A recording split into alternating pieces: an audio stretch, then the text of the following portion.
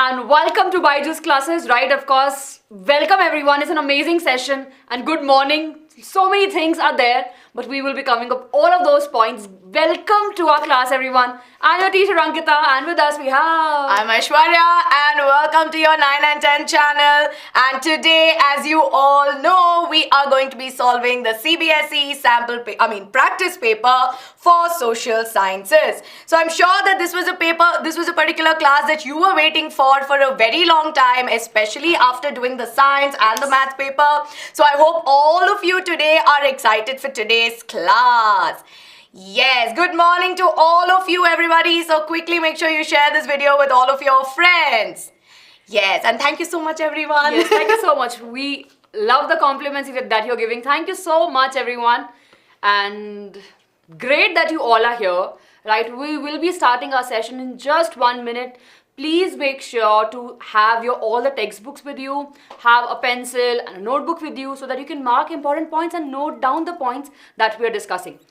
Yes. And of course, everybody, before we get started, right, I hope that our audio, our video and our screen and what we are writing on the screen is visible to all of you. If it is, everyone, give me a quick thumbs up in the chat so that we know that we are good to go. And yes, thank you so much, everybody. They've been so kind to us. Thank you so much. Yes, all is clear. Amazing, everyone. So we know that your exams are just around the corner, and of course, all of you are studying really very hard. And this was there on the list, right? You have requested for this, and you have like, ma'am, we need this, and here we are with this. So everyone, I will be leaving in a bit, right? Ma'am will be continuing with the class, and then of course I'll join later. So please make sure all of you pay attention, right?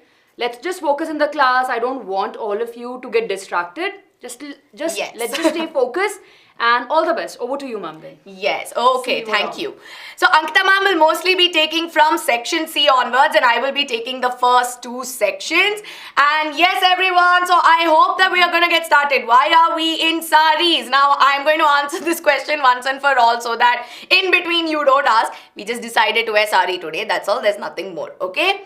Yes. Okay. Now, of course, everybody, very quickly, I want all of you to tell me how many of you all have had a look at the practice paper for social sciences. Can we make me big and on the side, like I'm right in the center? How many of you have solved the practice paper, right? How many of you have solved this particular practice paper for social sciences? And I want you to tell me how it was, right? How did you feel about it? If you have not solved it, it's okay. Today is when you will solve it with us, right? Did you find it easy? Did you feel like, you know what, ma'am? It's okay. Like it was 50-50. Some of it was simple. Some of it was a little tough for me. What did you think about it? Yes, it was medium, right? Now, when you think about science or when you look at your math practice paper, all of you got very worried. And for those of you who don't know what a practice paper is, we see that practice papers are additional papers apart from your sample paper, which has been provided by CBSE, right? Which is why we are going to go ahead with solving this particular practice paper. And see, the solution is also given by CBSE. So technically, today all we are going to do is discuss the paper. And like I said, your time is very valuable, so we will try to wind this session up as soon as possible, right? So I know some of you found this very hard, some of you found it easy, so it just goes to show your level of preparation, okay? So don't worry about it. This is just going to help you judge where you need to spend more time and where you are very confident about, right? Pratham Bacha, please don't spam in the chat, right? Yes, ma'am, will final paper level be same as practice paper? So your practice paper and your sample papers are mainly to give you a hint on what kind of questions will come. And from what we understand, it's a prediction per se. But you will have a mix of questions, and you can expect application based questions. You can expect some indirect questions to come for sure, right? So I am pretty sure that we need to keep ourselves prepared, right? And see, it's not that only solving the paper or solving a practice or sample paper is going to help you, right? You will have to solve and practice PYQs, so on and so forth, right? So everybody, please make sure that you all pay attention. Yes, and you all have my blessings with you guys. Don't be worried about your board exams. You have all of us with you. So don't worry, okay? So yes, everybody, so shall we get started? Are we ready for today's class? Where are these practice papers available? They are available on the official website. So if you just type CBSE additional questions or additional practice paper, you will get the link to it, and we'll also ask our team to pin it in the comments of this particular video after it goes so that you can check it out, right? Yes, let's go. Okay, all right. But of course, before we get started, everybody, you know that here at BYJU'S 9 and 10, we take your examination preparation very seriously, right? We've started doing classes in the morning. We take classes. We take a lot of classes in the evening as well. A lot of generic classes that will help you out so that you get an understanding of not just your academics, but how to approach your academics. So here we take this all very seriously, which is why if you believe in what we do, if you believe that we are the kind of people who's going to help you out with your examination, then I need you to hit the subscribe button, because nowhere else will you find such quality education.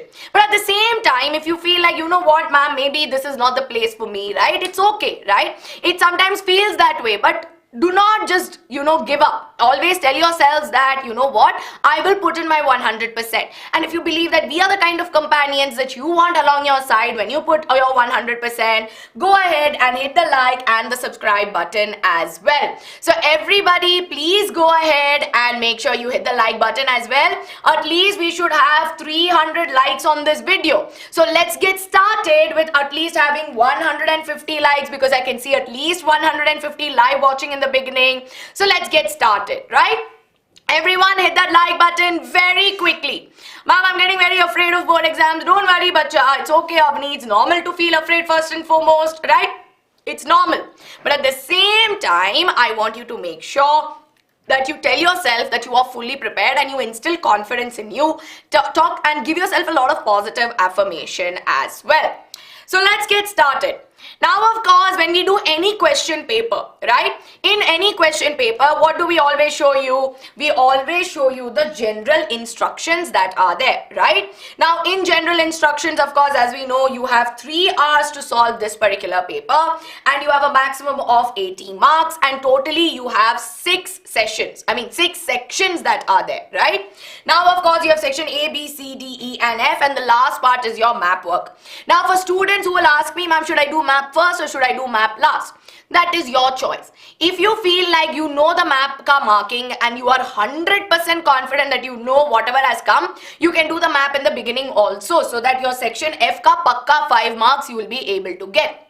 But if you feel like you may need some time, you can do section A also. See, I'm giving you 2 options here, right? It depends from student to student. But again, what should you do first as soon as you get your question paper? Can you tell me what's the first thing that you need to do? Spend at least 10 minutes in your reading time. When you get reading time, spend at least good amount. I mean, if you get reading time, spend good amount of time reading the questions, right? Make sure you read all the questions first. Go through the paper. And then only you jump into solving. Don't start as it is, right? So very, very important to read through all of the questions. So of course, with this, like I said, we will not be able to go through that particular reading process. So we will get started. And right now we'll go in chronology of section A and all the way till section F, right?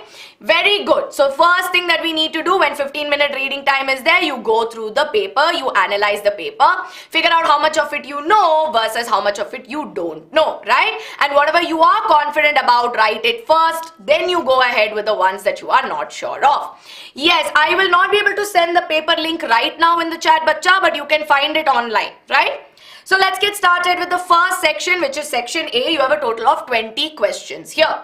So the first question is, Rahman is a poor agricultural laborer and he needs a loan for cultivation on his small piece of land. Okay. Now, which of the following will definitely offer him a fair interest rate and flexible terms of credit? Now, they have given you 2 options, right? You need to figure out a fair interest rate and flexible terms of credit. Yes. So which among the following? Shiva, can we have a poll please between A to A, B, C, D? Yes. So we'll have a poll because I can see that there is some confusion between whether it's a cooperative society or it's a commercial bank. which means that we can eliminate out A and D, because money lenders, rich landowners, they are all, you know, what do you say, we see that they're not formal sectors, they're informal sectors, right? And if they are informal sectors, they will not give you a fair interest rate, but rather interest rate is going to be very high. So it is not A and C. Now you are left with cooperative society and commercial bank. Now which is going to give you a better one, like a fair interest rate and flexible terms of credit? Look at the word flexible. Will a bank really give you a flexible term of credit, or will a cooperative society give you flexible terms of credit? Look at the point there carefully. There are two options. Commercial bank, right? Now I can see 143 votes are in and there's a big competition going on between B and C. Yes, but in this case, right, the correct answer is option B. We can close the poll, Shiva. The correct answer is cooperative society. Because why is it a cooperative society? Why is cooperative society the answer and not a commercial bank? Answer being that he is a poor agricultural laborer. We're talking about a guy who's in rural areas, right? And especially in rural areas, we know that cooperative societies are cheap sources, right? So we see that they're major sources of cheap credit, yes? Which is why in this case, the correct answer is option B, right? Exactly, and commercial banks would ask for collateral as well, right? Which is why in this case, the correct answer is option B. Are we all clear? For those of you who marked option C as the answer, commercial bank, are we all clear with this? See, it's a fine point of difference, but this is where you can go wrong, right? Very good. Moving on to the next question. Okay, can we have the poll again for this, Shiva? I think 20 questions, we will need poll, okay? Shazia's teacher asked her a question to which he answered MGNREGA 2005. What could be the teacher's question? Very easy. Easy peasy. Is it name the act that was devised to implement right of work, name the act that was devised to implement right of equality, name the act that was devised to implement right of freedom, or name the act that was devised to implement right of education? Very good, Sunil, that you got 19 out of 20 in this. Very proud of you, bacha. Very good. Everybody, the poll is live. You can answer. And in the meanwhile, can you give me the expansion of MGNREGA? Can you give me the expansion in the chat? What is this particular expansion stand? What does it stand for? You need to know the expansion as well, right? And when you're writing the answer, especially if you write subjective answers, it comes to a point when it's good that you expand it. Yes, very good. MG, everybody's put Mahatma Gandhi. Okay. All right. What else? Now, okay, Mahatma Gandhi National Rural Employment Guarantee Act. Yes, exactly. And can we close the polls, please? And we know that in this case, we know that this particular act, which was implemented in 2005, the question, if the answer were to be this, the question would be, name the act that was devised to implement the right of work. And we know that this particular thing was especially there for people who are daily wage workers and in rural areas where the employment, right, there was a guarantee of 100 days, right? So they made sure that guaranteed 100 days of employment in a year would be there. Exactly, 100 days of assured work. Very good. Now moving on to the next one, question number 3, right? Thank you, Adiba. Thank you so much. Now moving on. Which of the following steps would guarantee the welfare of the employees in the organized sector? You have P, Q, R and S, okay? Payment of equal remuneration, P being payment of equal remuneration to men and women at a workplace, Q being protection of employment of women during the time of maternity, R is prohibition of child marriage and providing relief to victims, and S being payment of a one-time bonus to all retired employees, right? So in this case, ma'am, how much of unemployment allowance will they give? So in the case of, if you look at the Guarantee Act, right, within 100 days, they will make sure that they try to provide you with employment. Otherwise, they will give you that much of a compensation, right? Okay. Now, in this case, you need to identify which of these statements would guarantee the welfare of employees in the organized sector. So effectively figure out from these 4 statements which all statements resonate with the organized sector. Yes, take your time to answer this particular question carefully. right? So basically you need to identify yes or no in these cases, right? Yes or no, and then you need to identify the answer. Now I can see around 169 votes are there, all right, but everybody very quickly, I can see that there's a mixed chat that's going on, right? I can see that there's a lot of mixed percentages that are there. Maternity leave that is there is basically when a woman is pregnant, right? So we see that in the case of when they are delivering, either post-delivery or the last 3 months of delivery time, the pregnancy time, they can take a leave where they can take rest, right? So that's what we understand as maternity. Yes? Okay. I can see more than only 59% of you have got the answer correctly. Now, when you talk about organized sector, can you tell me what you understand by organized sector? In the chat, very quickly, what do you understand by organized sector? Yes? Everyone? Remuneration is basically the money that they will give you, right? Exactly. Security of job comes under government. Okay.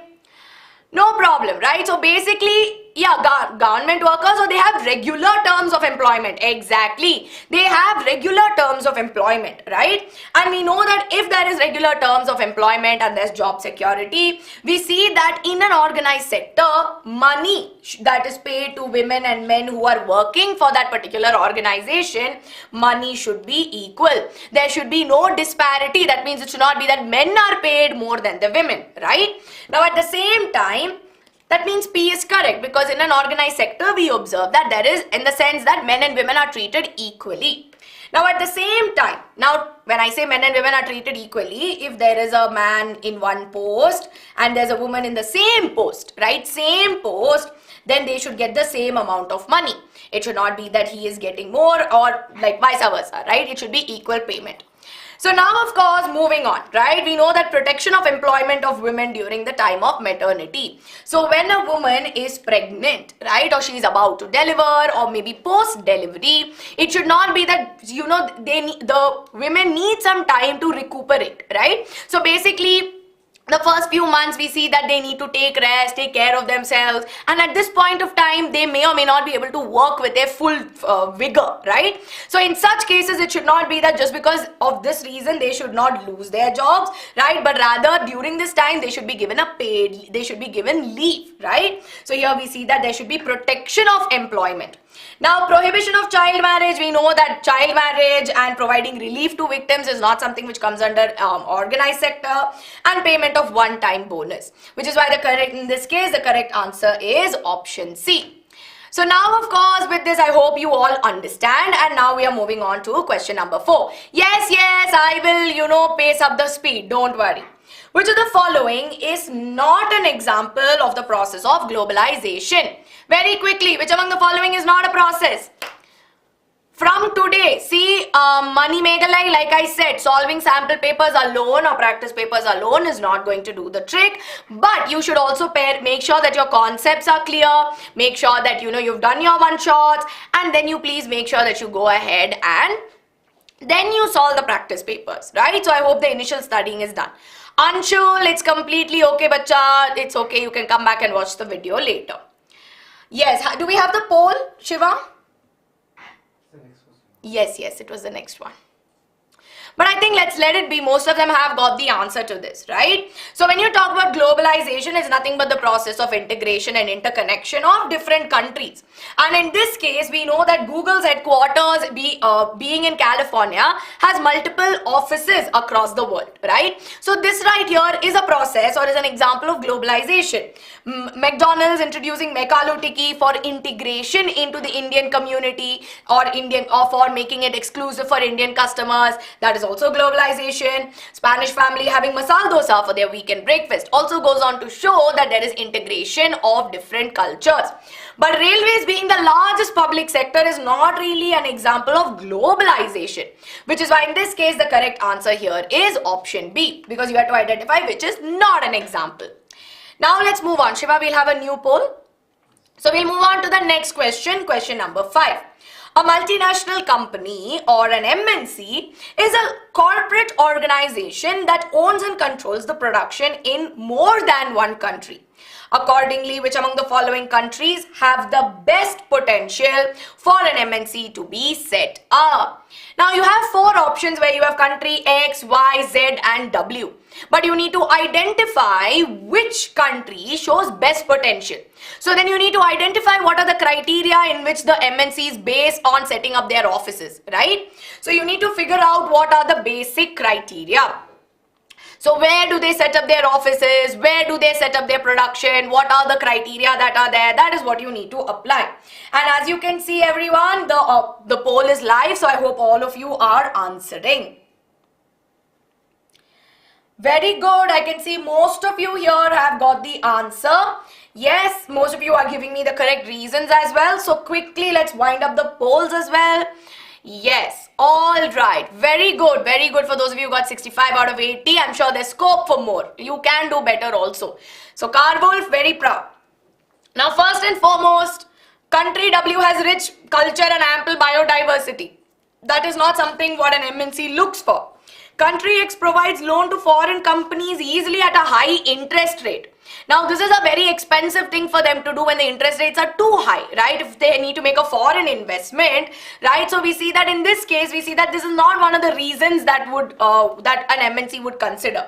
But at the same time, what does an MNC consider? They look for making sure that they set up their offices or they set up their production in markets where they get both skilled as well as unskilled labor in a cheaper price, right? So in this case, we see that country Y is the best, wherein there is educated workforce which is ready for an affordable remuneration, right?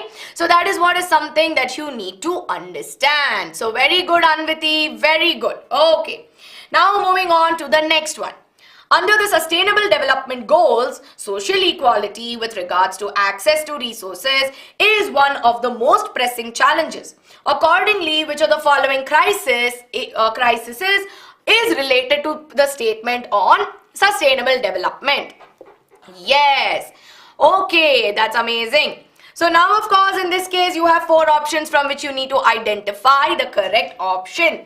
Which of it is a crisis with respect to sustainable development? Just give me one moment, students.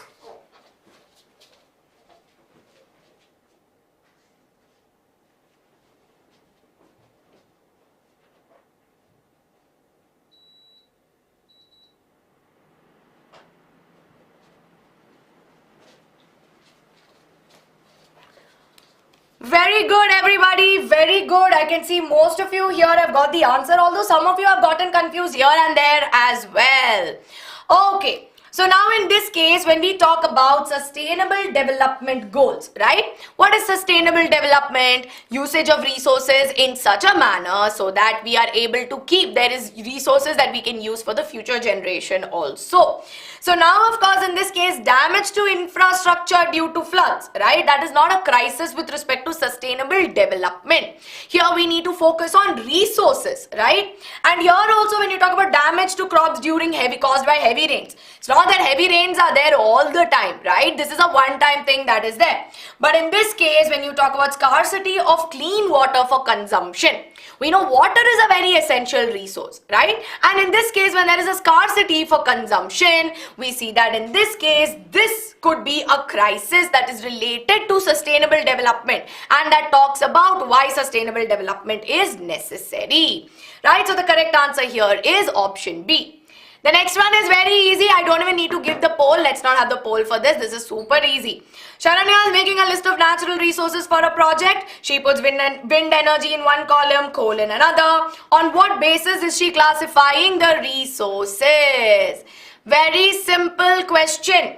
You don't need poll also, because I know everybody will tell me the correct answer. So you have wind and you have coal in the other. So can you tell me in what category wind comes under and in what category coal comes under? Yes, very good, everyone. I know I don't need the poll because I know you will give me the answer to this, right? So second part of the question, I need you to tell me wind and coal. Somebody was asking me, ma'am, what is the negative impact of MNC? Now, one more thing is when you're talking about large scale manufacture and production, sometimes we see that there is also exploitation of the smaller companies, right? So we know that sometimes MNCs will outsource the work, especially like in the garment business and everything. So in these cases, we see that small scale workers can get exploited. Very good. So it is renewable.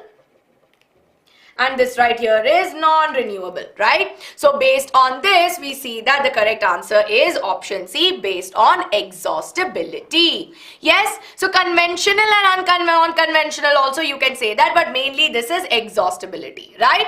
So now, of course, moving on to question number 8. Nicobar pigeon is a bird which is found only on small islands and coastal regions from Andaman and Nicobar Islands and further east through the Malay archipelago to the Solomon and Palau region. Accordingly, which of the following species would it fall under? So you have rare species, extinct species, endemic and vulnerable. Now, I know most often than not, you guys tell me, ma'am, this part is said to be deleted, right? But why are we getting questions? Now, in your sample paper, you had one question. Practice paper, there is one question. So, read this part and go. Don't come and tell me next time when I'm doing a marathon, ma'am, this is deleted. Don't teach this. Because it is coming in all of this, right? So, mainly because it is coming in the sample papers and practice papers, we're still doing it, okay? Yes, all right. Very easy question. We have the poll running as well, right, for this particular question? Very good. We are talking about how the Nicobar pigeon is found only on those small islands. Then what should it be? I can see some of you are getting confused with rare species. Now, when a certain species are isolated to a particular area or they are found locally, we call them as endemic species. So, we can wind up the poll and I can see that most of you here have got the answer correctly. The correct answer is endemic. So, how do we define endemic species? Endemic species are those which are found in a certain locality or they are found in a certain geographical area. So, you can define it in that manner. It's endemic, right? So moving on quickly to question number 9. Okay, so this is a little bit of Paul science and I'm sure all of you should have paid attention to Tarana ma'am's classes and Ankita ma'am's classes. So with that, I'm going to go ahead and ask the question, that is, learning from Belgium's experience, which of the following steps could have most likely avoided a civil war in Sri Lanka that ended in 2009? So you have 4 options from which you need to identify which of the cause would be most likely or which step would have been most likely to avoid a civil war in Sri Lanka, right? So you have 4 options from which you need to identify the correct answer. The poll is live on your screens. Yes? 44 votes in, everyone. I need you to go ahead. So see, you have 4 options, okay, which says making reservations in job for the Tamil speaking minority community, dividing the entire country. So we know that there was a civil war. See, like I said, Ankita ma'am is your political science expert, right? But nonetheless, I will still explain the question to you. So here we know that there was a civil war in Sri Lanka, right? Now in this case, you should have said what steps could have ideally been taken to avoid that civil war that happened, right? What could you have possibly done? Yes, I can see most of you are giving me the answers here and I can see some of you are a little confused. Some of them are saying, ma'am, community government. Okay. All right. Very good, everyone. Let's wind up the poll, please.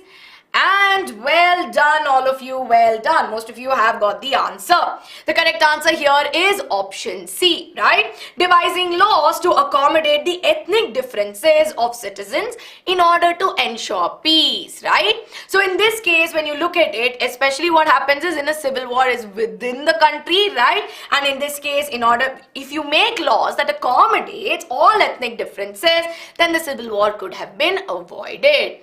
Ma'am, so should we study forest resources fully? See, bacha, like I told you, this particular part, learn it thoroughly, better.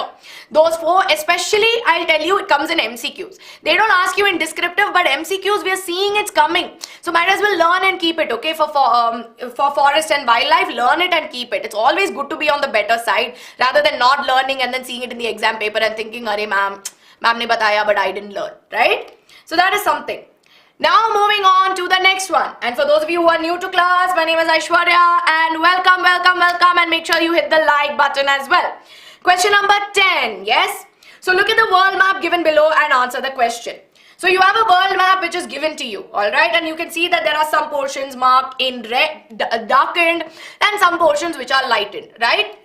Now they've said that the darkened portions are federal political systems, okay? So focus on what is given to you in the map. Now based on this, you need to answer the question that is given to you. Yes? Which are the following deductions? That means what can you infer from the map that was made? So there were certain parts which were colored and said to be, federal political systems, right? So based on that, what can you infer? Argentina is the largest federal country in South America. Germany has the power to share, Germany has states that share power with the center. Asia has maximum number of federal nations, or China does not have provincial administration. Yes? What can we understand from this particular map? Now, whenever, this is a diagram based question, right? Now, whenever you have something like this, it is important to infer what is given to you. And this is a very easy question, right? How many of you agree with me, ma'am? Ye to bahut easy hai, right? Very simple one. Yes, how many of you believe that, ma'am, looks tricky, but actually I know the answer, right? Very good. Why am I in sari? Just like that. Okay, yes, very good, very good. And for those of you who do not find it easy, right? Now the thing is, when you think about it, and if you've read your power sharing chapter properly, the question becomes very simple. Yes? So in this case, as most of you have told me, the correct answer here is option B. That Germany has states that share the power with the center, right? So in this case, we see that the correct answer here is option B, right? Yes, exactly. Question IIT wale, answer 10th wale. Exactly. Looks all fancy, but very simple. Now moving on to question number 11. Okay. So there are two statements. It's an assertion reason question. Assertion A says that in India, the literacy rate among women is significantly lower than men. Reason being that the patriarchal system in India gives more value to the education of their heir who carries on the family name. So amongst the following, which is correct? Now, you know that in an assertion reason statement, it's slightly different from your statement 1, statement 2. Now, statement 1, statement 2, you have to figure out whether it's true or false. But here you have two steps. First, identify whether both statements are true or false, and then figure out if the reason that they've given justifies the assertion. How will you justify the assertion? Put a Y after the assertion statement and see if the reason statement supports it, right? So, which among the following is correct? Yes? Ma'am, ye nahi aa raha hai, koi nahi. See, assertion reason I understand is a very tricky kind of question to approach. But like I told you, assertion reason, it is not whether assertion reason is in science, whether it's in maths or whether it's in, social sciences, right? How do you approach an assertion reason question in general, right? So I told you there are two steps. First, figure out if assertion is true or false, whether it is true or false. Now, assuming this is true and this is true, okay, this is case number 1 when both are true. If both are true, then you need to do step number 2, where after assertion statement, you put a Y. Ask yourself, why is the literacy rate low? Or what is the reason behind the fact that literacy rate among women is lower than men? Simply because the patriarchal system gives rise to gives more value to the education of men. Which is why in this case, both statements are true. And we see that reason is the correct explanation for the statement given below. So are we all clear with how to approach this? Yes, Yashika, you can give me the answer.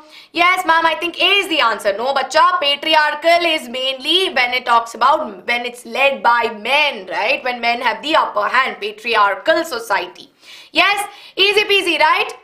Ma'am, you just wrote in different order, so everyone gets confused. Exactly. I told you, right? Little bit you twist here and there, everybody's getting worried. Don't be. Ma'am, uses of dam. Dam ka, there are so many uses. Hydroelectricity, inland navigation, right? And we also know that it helps in... we also see that there are I'm able to remember these two at the top of my mind. And of course, apart from that, it also helps in making sure that we are able to generate a lot of, we're able to generate electricity as well. I think I mentioned that, but 2 points I hope is good for you. Okay, yes, Deepa, Khushbu ma'am is very sweet. Yes, of course. Very good. Thank you, Vinita, for breeding as well. Exactly, for controlling flood and breeding. Thank you. It sort of slipped off top of my mind. Country P has recently adopted democracy after a long struggle. Which of the following outcomes can the citizens of this country definitely expect due to this change? That means you would need to identify what change can be done so that what outcome we can expect, right? Sharp decrease in poverty in all communities, more accountability on the part of the government, drastic rise in the national income due to sharp economic growth. Rules and laws need to be drafted according to the needs of majority groups. So simply, right, what does it mean? There's a country P, they've become a democracy. So what can the people expect from the fact that that country has become a democracy now, right? Very simple. Yes? What is the correct answer? Poll is there, everybody. Quickly, I need you all to engage in the poll as well. We're doing this for you so that you feel like you are able to contribute to the answer. And of course, as a whole, right, I'll be able to understand where you stand. Okay. Technological reforms are mainly those reforms which come under the category, right, wherein your green revolution, your white revolution, all of them come under the category of technological reform. So learn your green and white revolutions, right? Accountability is mainly when you say I am accountable for your conceptual clarity. That means I am responsible for the fact that you understand, right? So accountability that is there is what we understand as responsibility, making sure that they take onus. So let's wind up the poll and I can see that the correct answer is option B, right? So in this case, the correct answer is option B, that if a country P becomes a democracy, that means that the government will become more accountable. Yes? So now moving on to question number 13. Unification of Germany, bacha, better than me, Ankita ma'am will be able to explain, right? So you can ask Ankita ma'am when she comes to take the class, she'll be able to help you out, right? So resource planning that is there is mainly on how we can, resource planning is very important, right? They can ask you questions on resource planning. So how they first identify resources, they make a plan and then they make sure that that aligns with the nation's plan, right? So that is something that these 3 points you should know in resource planning. Political science questions, I would recommend that you check with Ankita ma'am. She will be able to give you a better explanation. Now moving on. Opposition slams minister's remark and condemns rising fuel prices. The above statement shows the important functions of opposition parties in a democracy. Which of the following options does not fall under the functions of an opposition party? So here basically what do we need to do? We need to understand that there are certain functions or there are certain roles of opposition parties, right? So which among the following is not a role of the opposition party? Yes? Ma'am, why is industrialization not only associated with factories? Because see, factories is one way in which you are having an industry, like you have your manufacturing industry, right? But when you talk about industrialization, that means usage of machines. They go beyond your factories, right? You think about your home only, you use so many machines there as well, right? So basically industrialization is basically the age of machines that were there and they extended beyond your factories as well, okay? Very good, everybody, very good. Is it auditing the government spending budget, criticizing the government for its shortcomings, asking questions from the government, mobilizing support of other parties to oppose? Very easy, right? Super duper easy question. We can wind up the poll, please. And well done, all of you, well done. I can see that in this case, the correct answer is option A.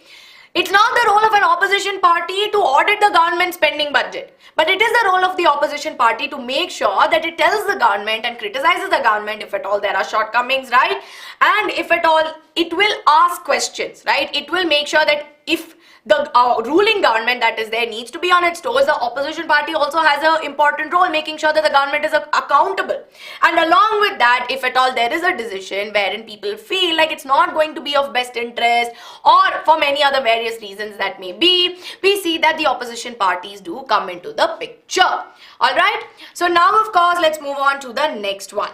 Which of the following shortcomings definitely exists in a democratic regime? Now, democracy also has its advantages, but there is a certain disadvantage, right? So, is it glorification of war, sluggish decision making, elimination of free market, or diffusion of aggressive nationalism, right? Conservation of land degradation is very simple, right? What is first and foremost? Making sure that there's a check on mining practice, making sure that there is, afforestation that happens, reduces deforestation. Very easy, right? Very, very simple. For those of you who are very new to my live class, some of you are saying, ma'am, I'm coming to your live for the first time. Welcome. Hope you're having a lot of fun today. Ma'am, how to? Yes, leaching mainly in formation of certain soil types, right? Marshmallow, we see that there's action of water and there is leaching process that takes place, right? So leaching is what we understand as that. Broken guy, I have explained your question. Advantages of MNC, there are many. First and foremost, there's integration. MNCs are one of the ways in which globalization takes place, right? And apart from that, they also bring in foreign investments to the country. And along with that, there's a lot of different job opportunities which are available. So in this case, we see that there are many, right? Okay, very good. Memorize dates in history. I would suggest that Ankita ma'am would give you better tips, but from my end, of course, one thing I would tell you is that make a table, right? Make a table when you are studying history. That becomes very simple and easy. All right, so sluggish is slow, right? What is a slug? A slug is like, it's slow, right? So there is slow decision-making process in a democracy regime, right? So in this case, the correct answer is option B. Can we close the polls, please? Yes, all right, very good. Very good, everybody, very good. Nisha, can I finish the MCQs and go back to that? Yes, for those of you who are asking me on the world map question, right? State names in geography, I think I remember telling you this. When you have to remember state names, right? For especially in agriculture and everything. So if you have to remember coffee, I remember how I went to Coorg and I saw coffee plantations, right? So it's there in Karnataka. Similarly, when you talk about tea, you always talk about Darjeeling tea, right? So that means you have tea plantations in Assam. So these are interesting ways in which you can remember. So I would suggest that there are different ways in which different people learn, but this is one way in which you make a personal connect and you try to learn, right? All right. So moving on to the next question, that's question number 15. 5 more questions and we're going to wind this section up. So given below are some of the allegories used in Europe during the national movement. Accordingly, which one of the following is signified as the beginning of the new era? Broken chains, rays of rising sun, breastplate with eagle and olive branch around the sword. I remember this very clearly. I remember Ankita ma'am teaching this to all of you as well. So I hope all of you, if you have watched Ankita ma'am's classes regularly, you will be able to answer this particular question. Yes? Okay, important maps. See, again, map-wise for locating, you need to learn your water resources from minerals and from your minerals and energy resources also you can get map work, and along that from the last chapter also some ports are there which you will have to do. So make sure that you remember characteristics of soil, make a table and study. That will definitely help you out. Agglomeration economies are basically nothing but your clusters, right? So it's agglomeration is basically all your cities that come together that provide a market for these manufacturing industries. Yes? Air is basically the sun, right? Not sun, air is basically who succeeds after the father or the person above. So that is what normally in a patriarchal society, it is the sun, right? So that's what we call as the air. Okay.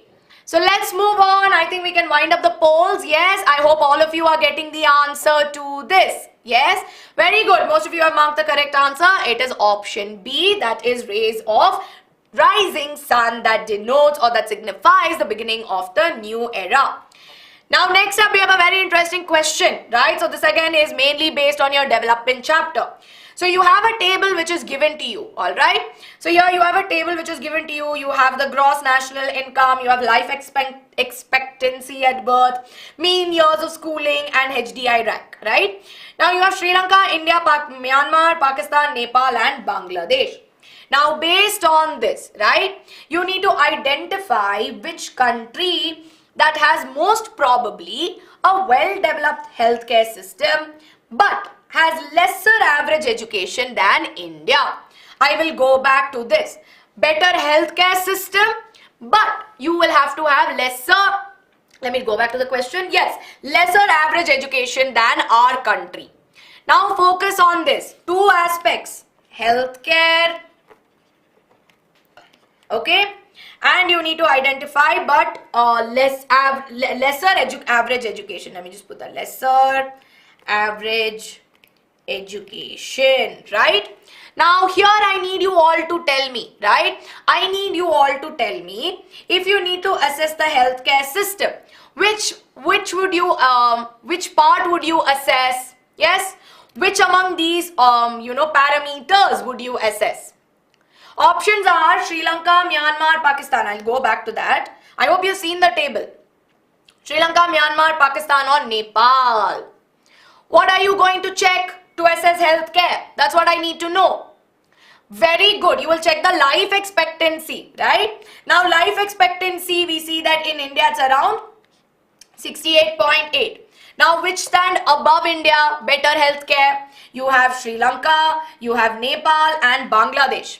But now you need to see which has lesser average education, right? So amongst these three, which have lesser average education? India is at 6.4. But Sri Lanka has 10.9. That means it is not this. Now you're left with Nepal and Bangladesh. You have 6.4 here, right? But Bangladesh is only having 5.8. Lesser, right? But lesser than that, right? Amongst the lot, Nepal is even lower at 4.9, right? So comparatively, if you see, Nepal is at an even lower aspect. Which is why in this case, from the data that is given to us, we can identify that the correct answer here is option D, that is Nepal. And since Bangladesh is not even there amongst the options, we can even disconsider Bangladesh, right? We don't need to consider it only. From these four options is all you need to figure out. So are we clear? Yes, are we clear on how to assess these tabular questions? Because Pakka, I will tell you one tabular based questions from development is going to come in your MCQs. So it's very, very important that you understand how to go about this. Okay. Yes, very good everybody. Give me a quick thumbs up if we are good to go. And for those of you who are constantly asking me, ma'am, what if Bangladesh was in the option? If Bangladesh was there in the option, you would not have Nepal in the option. So they will not give it to you in a way where it is tricky, right? So they'll always be able to give it to you properly only. Okay. Very good everybody, very good. So moving on, let's move on to question number 17. So question number 17 is, the woodcut painting given below was created during the time when Indians were beginning to accept the idea of women education in the late 19th century. Now everybody, can you tell me, right, from which chapter, from where is this particular image taken from? So if you identify the chapter, the question becomes simple, right? Quickly in the chat, can you tell me which chapter is it coming from? Yes, very good. It's coming from your print culture chapter, right? So observe what is happening right here. I hope you have all observed. So you've identified the chapter. That means it's going to become very simple. So here there is an image of a woman, right? And there's a woman, she's holding something. There's a man sitting and he's playing something, okay? There's a woodcut painting basically. And this woodcut painting was created around the times when Indians were slowly beginning to accept the idea of the fact that women's education could be there in the late 19th century. Now based on this, right, which of the following scenarios was the artist trying to portray? So with this particular woodcut painting, what were they trying to show? Yes, A, listening to music is the best way to spend one's free time, increasing popularity of Western idea of marriage, challenging the conventional gender roles, or pleasure being the ultimate goal of life. What is the artist trying to show here?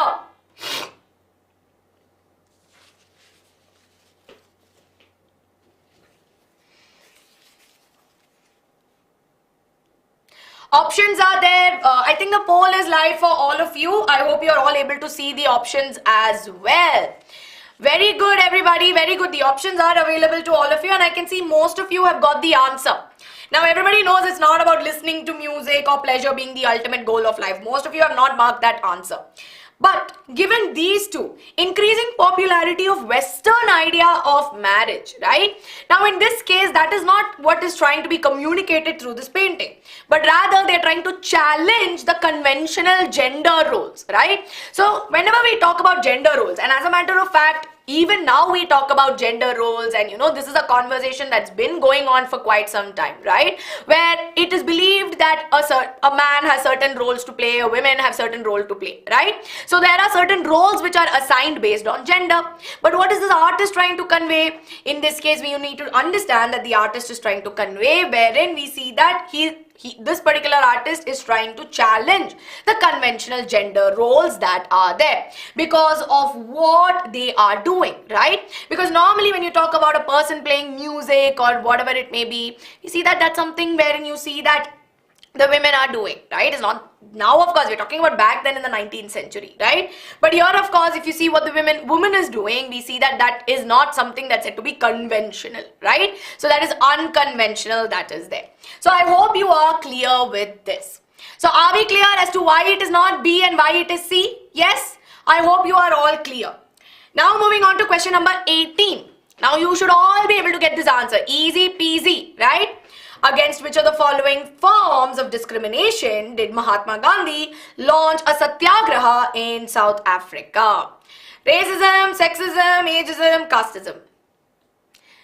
You all should be getting this answer. 100% answer should be there for this, right? Yes. Sure, Bharat, we will be doing the whole history syllabus once again. Don't worry, we will be doing it closer to your exams as well. Okay, conventional means your regular, like what do you say? When you say a conventional resource, if you talk about it, so conventional roles, right? What is a normal role that you would assign? I'm not able to think of a better synonym at this point.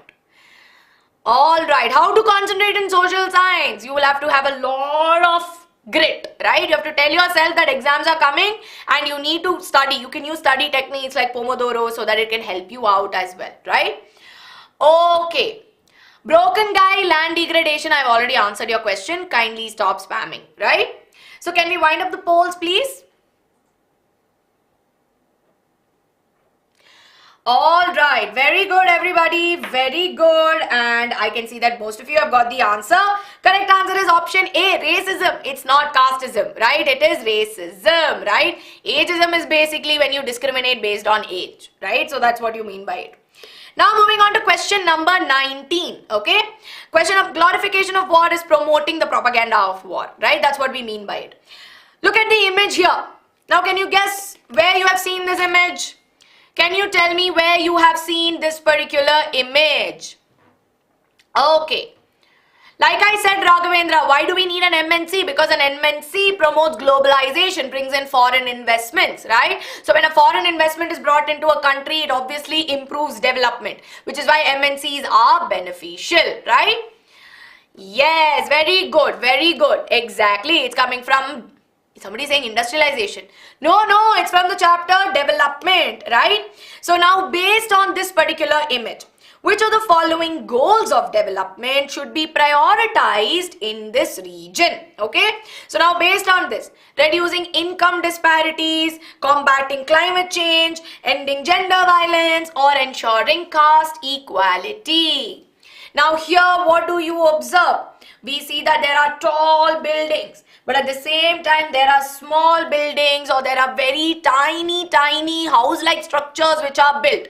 So what is happening? Why is it that there is a difference that you observe? What is this difference that we call, right? There's another term that we learn in economics for this difference that we observe. It's called as, yes, very good everybody, very good. Most of you have got the answer. Very few of you are confused. Yes, very good. I will try my best, Bharat. I will try my best, okay? All right, very good. So with this, of course, I think we can close the polls, Ranjit. Most of them have got the answer. Yes, and in this case, 87 of you have got it right. The correct answer here is to reduce income disparity, right? So we clearly see that there's a difference in the incomes that are there, and as a result, due to which we see it in the development also. So goal should we prioritize? To reducing the income disparity that exists. Jyotika, I have already told you, bacha, when it comes to memorizing minerals in different states, take 2 to 3 major producers and try to remember an interesting way, right? So if you think about it, right, Hemas, for hematite, I had given you this example. If you had watched the geography crash course, you would have seen. If you want to think about where we find hematite, right? Hematite is a type of iron ore, and you can think of hematite as Hema as your friend who is from Odisha, her parents are from Jharkhand, and this way you know that we find it in these places, right? So think about it, some easy way, right? Easy way in which you will be able to go. So now of course we'll move on to the next one. I am not doing time pass, bacha, it's just that so many of your friends have doubts, so let's be kind to all of our friends, right? We are all writing boards together, yes? So please make sure we are all kind to all of our friends right here. Now of course moving on to the last question. Monica is reading an abstract written by Tarabai Shinde. Which of the following is most likely to be the central issue of this text? Religious indoctrination by priests, miserable lives of farmers in debt, plight of upper caste Hindu widows, or exploitation of children by factory owners, right? Yes. So everyone, quickly, can you tell me what is the answer to this particular question?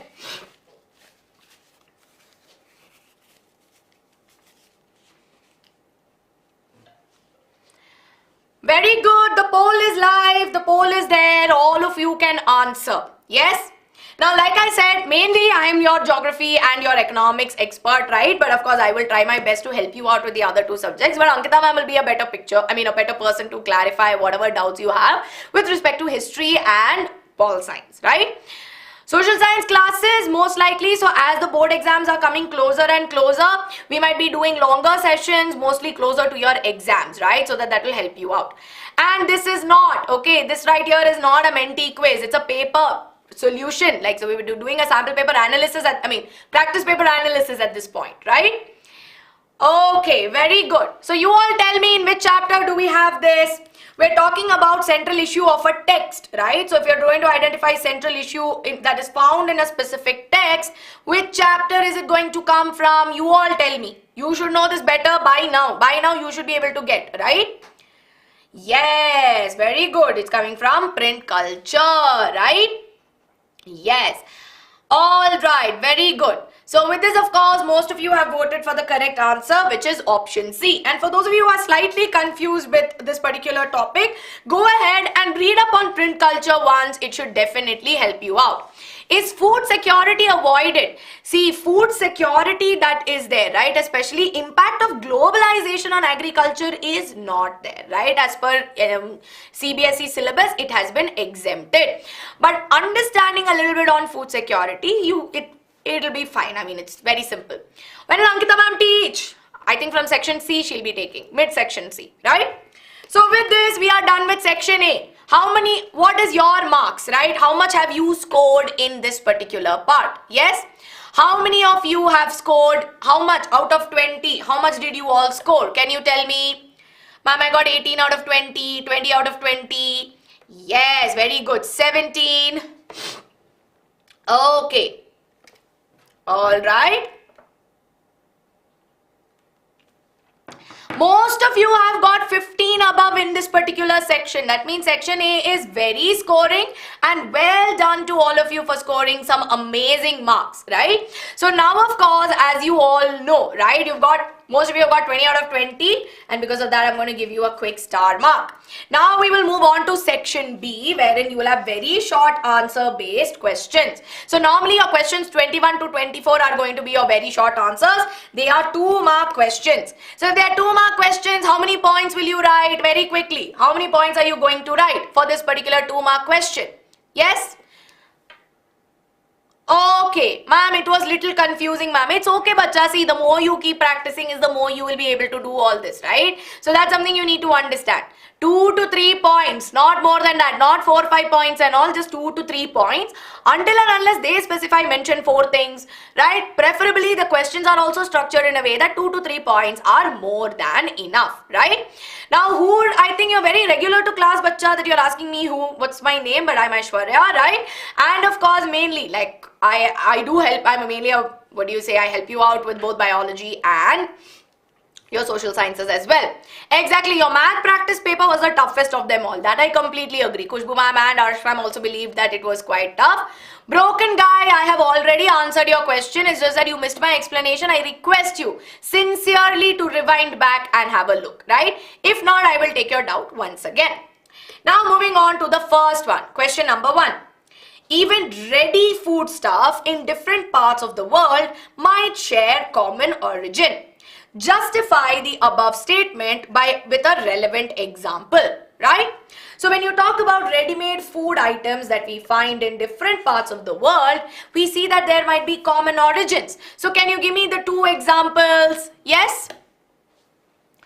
Can I do one thing? Can I give you a break after section B? I'll give you a break after section B because section B may only 4 questions are there. I'll finish this and then I will go ahead, alright? Can you give me 2 examples? Just give me 10 more minutes, bacha, and I'll give you a break, okay? Ma'am, screen is blurred. Please improve your settings. Very good. Spaghetti and noodles, right? Yes, somebody's telling me Maggie. Now I'm also feeling hungry. Okay. Exactly. So we know that there are some common origins for ready-made food items or ready food stuff, and this is the cultural exchange we observe. Now we know noodles in China became spaghetti in Italy when it went to the west, and Arabs took pasta to Sicily way back in the 5th century. Right, so in this case we see that these are the 2 points that you need to write, right? Very simple and easy question. So it is believed that the Arab traders took pasta to 5th century Sicily, which is an island now in Italy, right? And it is believed that noodles traveled west from China to become spaghetti. 2 marks you write, 2 points you write, 2 marks, easy peasy. It is there in your pocket, right? Yes, very good. Harsh, yes, bacha, I will listen to you, but if I miss your doubt, I'm very sorry. So you can send it to me once again. Yes. Alright, okay, next question. In some way, what are some ways in which caste demonstrates itself in politics? So here we will be talking about political parties, right? And how at times there are ways in which caste may demonstrate itself in certain political parties, right? So that is what we're thinking about it. Right, very good Raghavendra, very good, yes. Sunita, can I answer this question in just a bit, bacha? Just give me some time, right? See, normally what they say is they always add any other relevant point for subjective questions, right? Iron and cement industry, yes, the elaboration of it is not there unlike before, right? Okay. By newspapers and magazines, people prefer to vote for people of the same caste. Yes, very good. Same caste leader. Ma'am, screen is not visible. For those of you for whom screen is not visible, I request you sincerely to please refresh your screen, right? And go ahead and increase the settings. Yes. So in this case, what do we observe? We see that normally when political parties choose candidates for elections, they need to keep in mind the caste composition. So we know that there are castes that exist and they need to keep in mind the caste composition, and they have to nominate candidates from different castes so that they can get the support that they require for the election.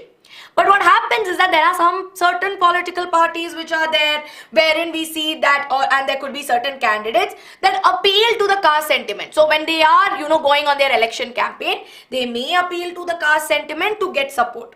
And along with that, we see that there are certain political parties or some political parties, a few that may be there, which favor certain castes and are seen as in their representatives as well. So in this case, we see that you need to write your 2 points. Like I said, 2 to 3 points are enough, right? So what are some ways in which they wherein caste demonstrate itself? You need to start off by saying that ideally, political parties should have candidates from different castes, right? But there can be times when candidates may, come from, they may make appeals to the caste sentiment, and along with that we see that they may favor certain castes as their representatives. So these 2 points need to be there. The first point is there to consolidate your answer, right? Which is why in this case, I hope you are clear. And yes, we will be giving this to you, so don't worry about it. So can you explain this once again? So see, we know that there are various castes that are there in our country, right? And ideally, when a political party is formed or when they are ramping up for their election campaign, they should have representatives that is an equal mix of different castes so that they can appeal to the larger audience. But what happens is that some certain political parties may make appeals to the caste sentiment of a certain part, or they may make, they may favor certain castes and their representatives, right? So that is something that you need to understand. Where can you access this PDF? You will be able to access this PDF on the Telegram channel. Yashika, yes, you can send me your question, bacha. Yes, and more details into about these in political parties, you can clarify it with Ankita ma'am as well, right? Can we give examples in this? See, they're asking in general, right? So preferably try to not give specific examples, but you can give general examples, right? That would be better. Yes, all right. Okay, communalism. Do you mean communism? I hope you are talking about communism, right? Moving on to the next one. Briefly describe the 2 major ways that electricity is generated around the world for human consumption. Easy peasy, 2 marks, 2 points, you write, you are done. Very simple. Now here they're saying 2 major ways in which electricity is related, right? If you write dam alone, maybe not. And here you're talking about major ways. Is nuclear energy a major way? Can you say nuclear energy is major? Solar and wind in our country is major? Yes or no? I'm solar and wind, I'm getting answers which I'm now only telling you that I am not very convinced, right? Because they have highlighted on major ways that is there in our country. Thermal, yes, very good. Thermal is good. The next one should be hydro, right? So we know that we have hydroelectricity, which is generated with the help of your hydraulic structures like dams, wherein we know that there is a turbine and the movement of water will trigger the movement of turbine, which in turn will generate your electricity. Then you have thermal electricity, which is generated, again this is done by the burning of fossil fuels, right? Like your coal, your petroleum, right? And this is a non-renewable. But in this case, you need to understand when they say major, you should not write you should not write nuclear, wind and solar. They are still under development, right? They are not yet major ways in which we will be able to do it, right? So when you're writing the answer, please make sure that these 2 points are there. Hydroelectricity, how do they contribute? By fast flowing water. Thermal electricity, by burning fossil fuels. Write 2 points, you will get 2 marks here. Don't pay attention to any other relevant points, CBSE normally puts it, but preferably because they're talking about 2 major ways, I hope you are all clear with it, right? Why is it significant for, okay.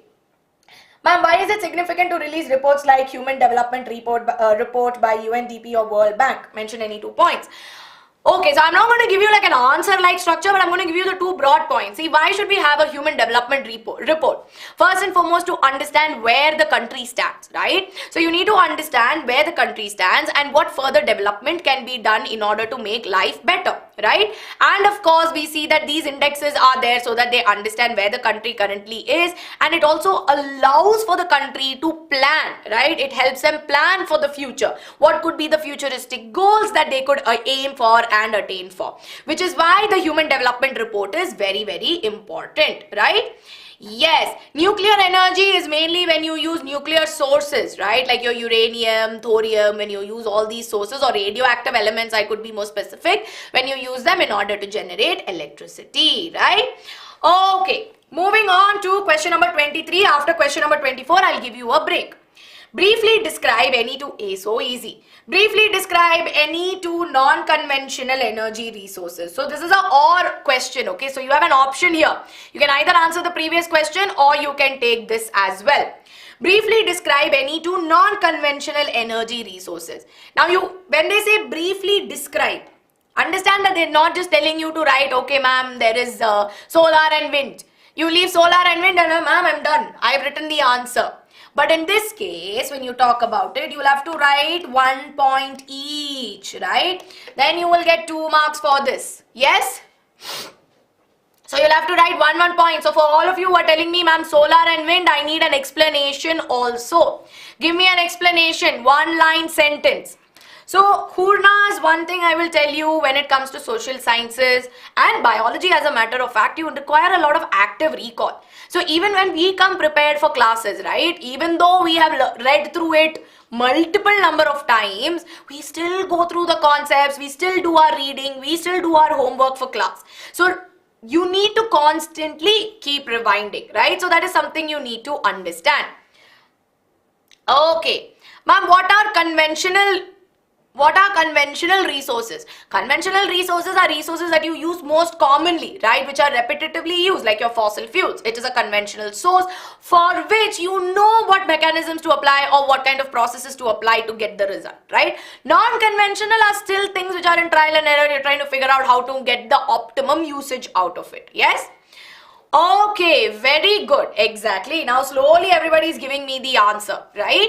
So in this case, see, you should not be writing advantage, disadvantage at this point, right? But what should you be writing? If you're writing nuclear energy as an option, you can write about how atomic energy is obtained, or this particular nuclear energy is obtained from radioactive elements, and we know that the energy is harnessed by altering the structure of these elements and we get energy. That is what you need to write. Now again, we know that solar energy is to obtain the energy from the sun with the help of solar panels, and we mainly produce electricity for heating.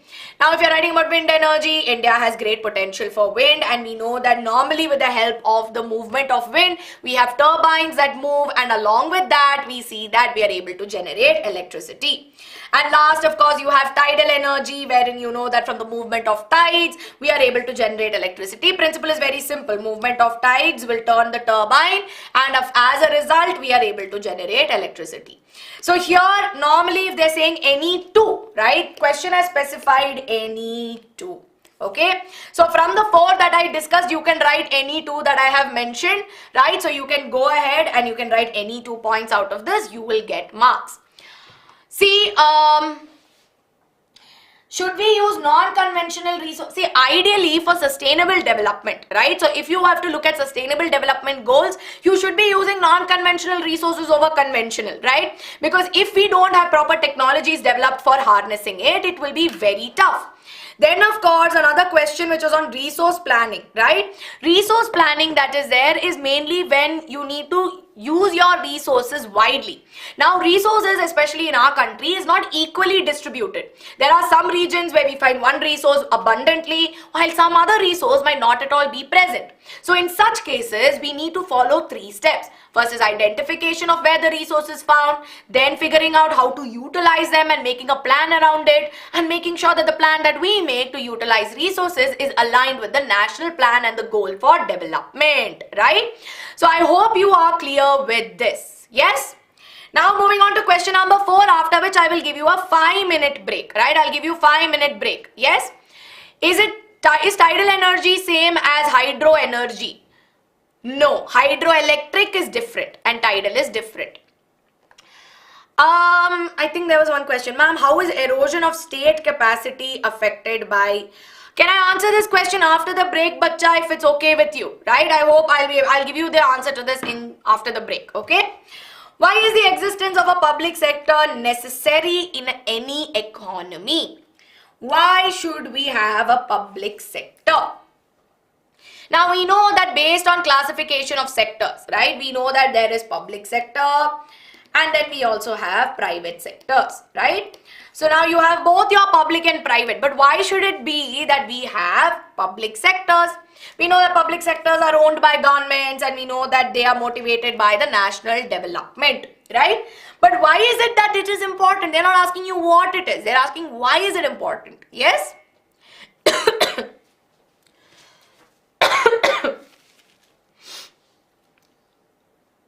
Okay, yes, I will do poll for... See, it's just that the SSC is a very heavy subject. You have your 3 markers, 4 and 5 and all the huge questions coming, right? Now you feel like you don't need a break. But then when Ankita ma'am comes with the bulk of it, you will be like, "Arey ma'am, give me a break right now." Very good. I can see that more or less most of you have got the answer, because we know that the public sector that is there, it takes up various projects that involves a lot of heavy expenditure, but it also ensures that it reaches to all the sections of the society, right? So we see that it reaches all sections of society at an affordable price, right? And along with that, we also see that it ensures certain facilities like healthcare, education, they are all made available. And along with that, also provides, right? It also provides for employment opportunities. Yes? So in this case, how do we go about this answer? 2 points you need to write, okay? Public sector has to take up projects involving heavy expenditure to ensure that it benefits all sections, or we see that benefits reach all the sections of the society, right? And we see that at an affordable price it will come. Now along with that, governments have to ensure that essential facilities like healthcare and education are available for everyone irrespective of their paying capacity, and provides employment opportunities as well. Okay, so now of course everybody, okay, so now of course you write these 2 points, you will get 2 marks. Now very quickly I'm going to take a quick poll. So Ranjit, can we have a poll? In Abhinav ma'am, our environment ka crash course session la do please, PYQ also. Yes, we will tell our team as well, don't worry about it. So Ranjit, can we have a poll which says break and no break? See, 5 minutes break, okay? 5-minute break right now. Then you see Ankita ma'am will quickly take you through. I'll take the first 2 questions of section C. Then Ankita ma'am will come take you through section C, D, E, F, right? And with that, you see, we will wind it up. By 2 p.m. today class will be done, right? Yes. Okay. So let's see. All of you wanted vote, which is why I am doing a poll, right? Ma'am, can we follow the blueprint? See, official CBSE blueprint gives you the types of questions, right? So from the types of questions, you will be able to go, yes, Krupa, thank you so much. Very sweet of you, bacha, but please don't spam on the chat, right? Everybody's getting disturbed, no? So please don't spam. Okay. As per majority, I am going with majority. Very sadly, I will give you a quick 5-minute break. Actually, yes. So I will give you a quick 5-minute water break. I'm writing this also. It is a water break. I will come back very soon and we will take our next break, ma'am, at 1:30. Yes, so your next break will be at 1:30 after this. Okay. So I will resume at 12:25. Not 12. Yeah, close to 12:25. I will see you all soon. Please don't be sad. Yes, you can take a 5-minute break and we'll be back. Okay.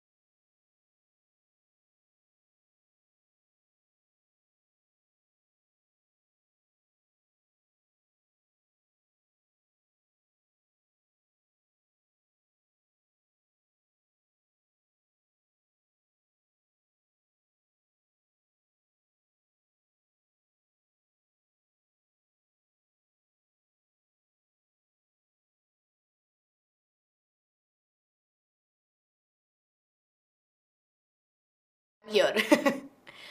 Hello guys, yes, 5 minutes are over. Yes, ma'am is on.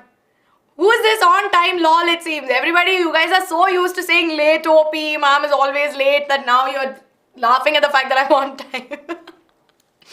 Okay. So, I think, Chavi, you're trying to register to the BYJU'S app and you're getting a valid OTP, but it's saying no OTP. Okay, so the thing is, whatever number you register, that should be the number that you use to get the OTP so that the app can be there, right? And if you're using the app, I think for social sciences, it's going to be amazing for you to learn and understand. So with this, of course, everybody, we are moving on to question number C. Section number C, right? So section C, we have short answer based questions. You have basically 3-mark questions and there are 5 of them. You can score 15 marks, right? Yes, all right. Okay.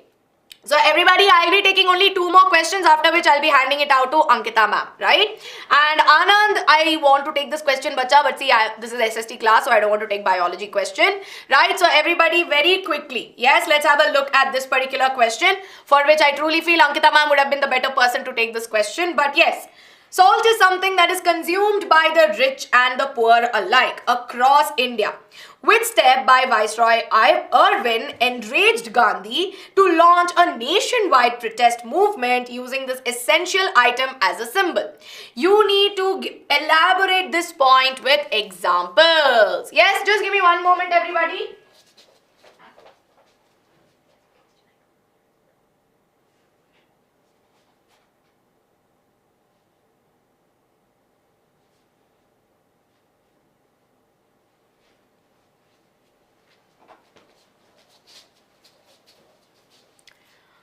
Yes, can we refresh the screen, please? I'm not able to see the chat. Okay, Gandhi, Irwin ignored Gandhi's demand. Yes. Why did he ignore it? What is the I need you to elaborate a little more on this, right? Yes, Dandi March. Okay, manufacture salt factory. All right. Ma'am, when will we see session for biology? It was yesterday actually, but we will be having more classes for biology, so don't worry. Yes, very good, very good. Everybody is giving me broad answers, but you should have some points which are specific, right? So we know that on 31st of January, Gandhiji sent a letter to Viceroy Irwin stating 11 demands, right? Now, out of which one of the most stirring or one of the most important things that he focused on was to abolish salt tax, right? So we know that removal of the salt tax was something that they focused on, because at the end of the day, salt was a very essential item that is there in food. But at the same time, what happened? The tax on salt and there was government monopoly over its production, right? So they were imposing tax on salt, and of course there was monopoly over it. That means that they were the only ones who solely took over it, right? And as a result, Gandhi declared and revealed the most oppressive phase of the British rule. Although we saw that Irwin was unwilling to negotiate, which is why Mahatma Gandhi started his famous 240 miles long salt march along with his 78 trusted volunteers, right? So this right here is something, these are the main points that you will have to write down. So when you're writing the answer, see, I've underlined the keyword as well. So on 31st, when did he first send the letter? And what was his demand and what was the most important demand? That is the first thing you will have to highlight. Then next and foremost, how there was government monopoly over salt production and how he revealed the most oppressive phase of British rule, right? Now this is not for 2 marks, this is for 3 marks. It's section C, right? So you will have to write 3 points here, and I have elaborated 3 points. So in this case, you will get 3 marks for 3 points, right? Aditya Bacha, this is not for 2 marks, this is for 3 marks, right?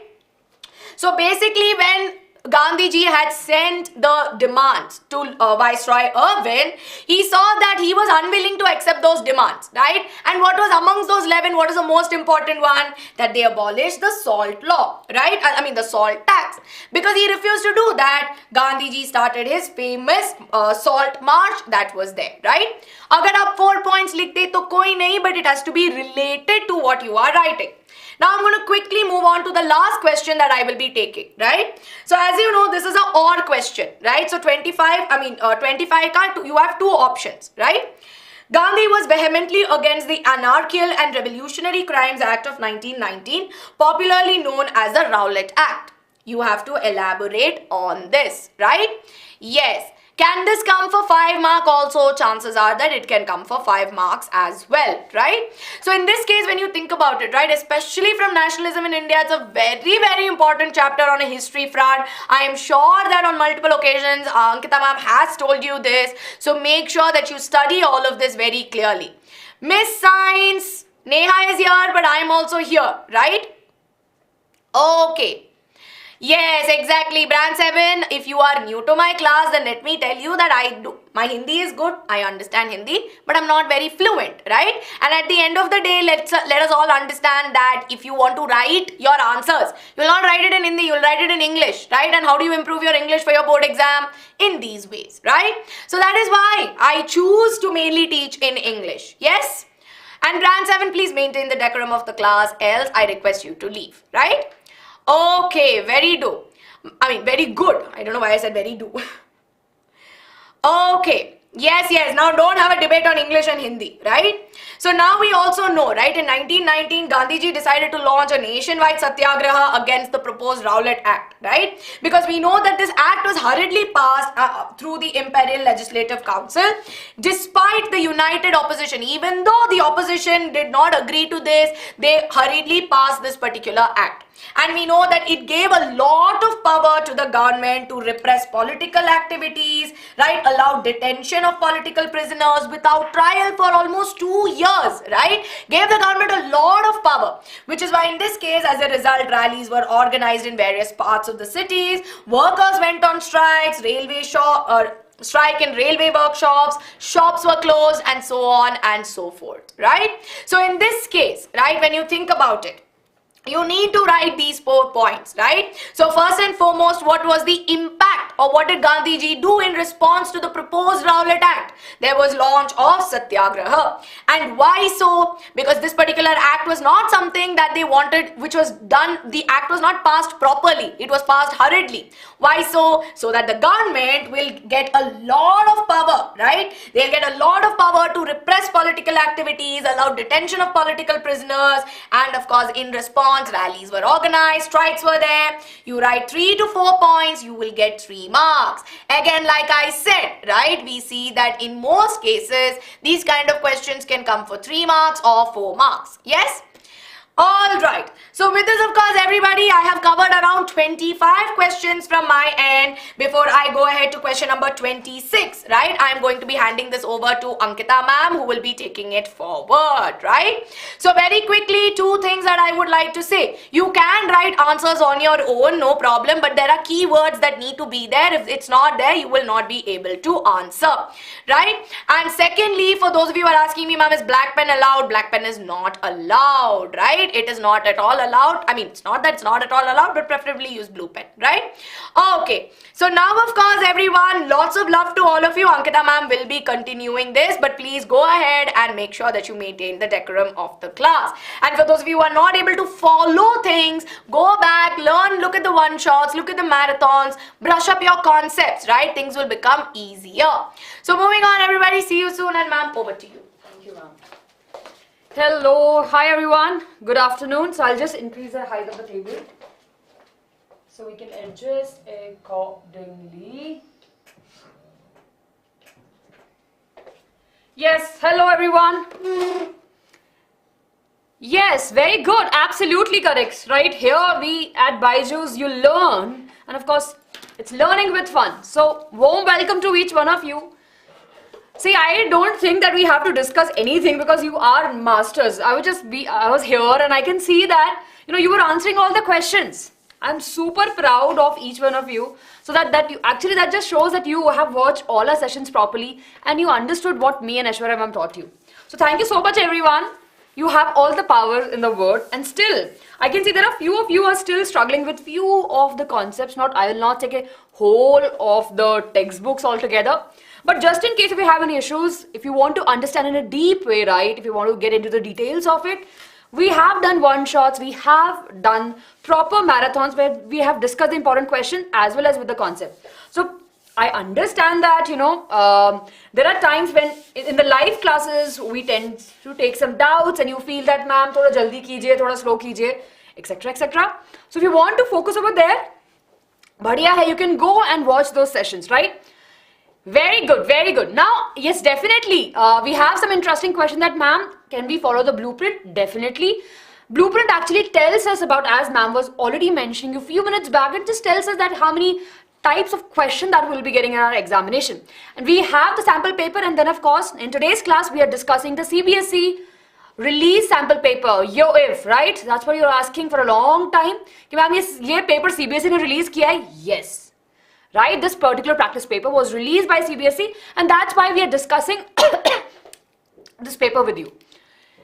Chirayu, yes, we did PYQs, right? And in the future also we will be continuing doing that, so don't worry, we heard you. Don't worry, we will be doing it. See, just like that, yes. So me and ma'am thought, let's wear sari today. Yes, very good. Akansha, we were asking about the satyagraha that happened in the Khera. Of course, Gandhiji went there, right? When he came to our country, right, from South Africa, and then he realized that so much of injustice is happening, right? So, of course, he started getting involved with the people, and then he started doing the satyagraha, right? So that the people can have their rights. So, he went to Ahmedabad, to Champaner, right? And to Khera also. Yes. Nice. Very good, everyone. Okay, so everyone, we are getting started over here. I can see the questions that you are asking. As and when we get ahead, right, and we have the particular chapter questions, I will be tackling those questions, okay? Akansha and Yashika, we have to wait for some time, right? Yes, you're asking about the years your friends only can answer. Everyone, can you quickly write in the chat box and tell that when Gandhiji led the Satyagraha in Khera? In which year? Yes, you can write over here, right? Ma'am, for 5 marks, how many points do you write? So ideally for 5 marks question, right, if there's a long question, we usually expect to have 5 points, right? 5 points. We should be at least having an answer. And if the question is more, right, if the question has more information, it's better to break it into points and make sure you're writing each and everything. SST practice paper, it's not that hard, I would say. It is a little bit twisted, right? So they have gone into the chapter NCERT lines. Very good. So Akansha, here you have the answer. I hope that you got the answer. Okay, everyone? A quick thumbs up in the chat and do tell me, and we'll move ahead. Very good, yes. Rosine, it is there in Gujarat. Absolutely correct. Okay, give a thumbs up, everyone. Yes, we do have a map question. Aisha will be taking a look at the end of the class. Good. Very good, everyone. So let's get started. So here we have question number 26, right? Now this is a very interesting question and a super easy question. I'm sure you know this answer. The question is asking us about the organized worker, right, over here. They're talking about the organized working class owes respect to the first men who planted the standard of labor solitude on the hostile frontier of the unorganized industry. Analyze the above statement, right, to highlight the rights that the organized industries enjoy now due to the solidarity shown by the labor group earlier. So it's a very easy question. Thank you so much, Ayub, but I would request, please don't spam over here. Really request, please don't write. I saw your message. Thank you so much. It means a lot. Yes, very good. Yes, Neha Yadav and Nikita. Let's just focus here. Right? Yes. Yes, Shiva, I'll answer your question. Now, what do you understand by this question, everyone? Yes? Very good. So, of course, there are two parts of this particular question, right? First, of course, they're focusing on the labor part, right? The unorganized industries and the laborers who work over there, and the organized industries and the people who work over there. So, there are two parts of this question. Now, basically, if you look at the statement and the question, analyze the above statement, and we have to highlight the right of organized industries. Now, again, even though the question over here is discussing about the two important parts, organized and unorganized sectors, organized employees and of course the employees which are there in unorganized sectors, they're only focusing on what are the rights or what are the benefits a organized industry employee enjoys. Are we clear with the question? See, there's one important thing that I have noticed in throughout this practice sample paper is that the questions are very tricky. So are you clear with this, everyone? Quick thumbs up. Are you clear what the question is actually asking you? Though in the question they have mentioned 2 or 3 things, but they just want you to write the rights of the organized sector. Clear? Yes? This is for 10th class. Yes, Khushi. Now everyone, let's take a look over here. The organized sector, right? So the organized sector definitely covers lot of benefits, right? The employees who are working over there, they have the term of the employment, right? And of course they have very assured work, very, very safe work. They have the job security, which is very important, right? They have medical insurance, right? And other benefits. They have leaves, right? They will get paid if there is overtime. They have the leave policy, right? And of course there are certain rules to be followed, and of course they can actually, if at all there's something which is not happening according to the law, they can go to the government. So definitely they have regulation and they have the laws which were given by the government. Are we clear with this? Right? Yes, Hoor, I'll explain you again. So everyone, in this particular question, right, in this particular question, the question is asking us to just tell us that what are the rights that are enjoyed by the organized sector employees, right? And organized sector employees, I hope that you remember, organized sector may everything is organized properly, right? As the word suggests. They have a proper job security. If they, if there's overtime, they'll get paid for that. Rules, right? The company has to follow the rules given by the government. They have their labor rules, right? And they have job security. They have a lot of different facilities that they get. But in the unorganized sector, like construction worker, right, and other parts of it, the factory workers, unfortunately, they do not enjoy these privileges. They don't have the leave policy, right? So if they are not working, they will be losing that day pay. So clear everyone with this? Now, are we clear with this? Quick thumbs up everyone. Very good. Thank you so much. Thank you so much. It's really very easy, right? Yes.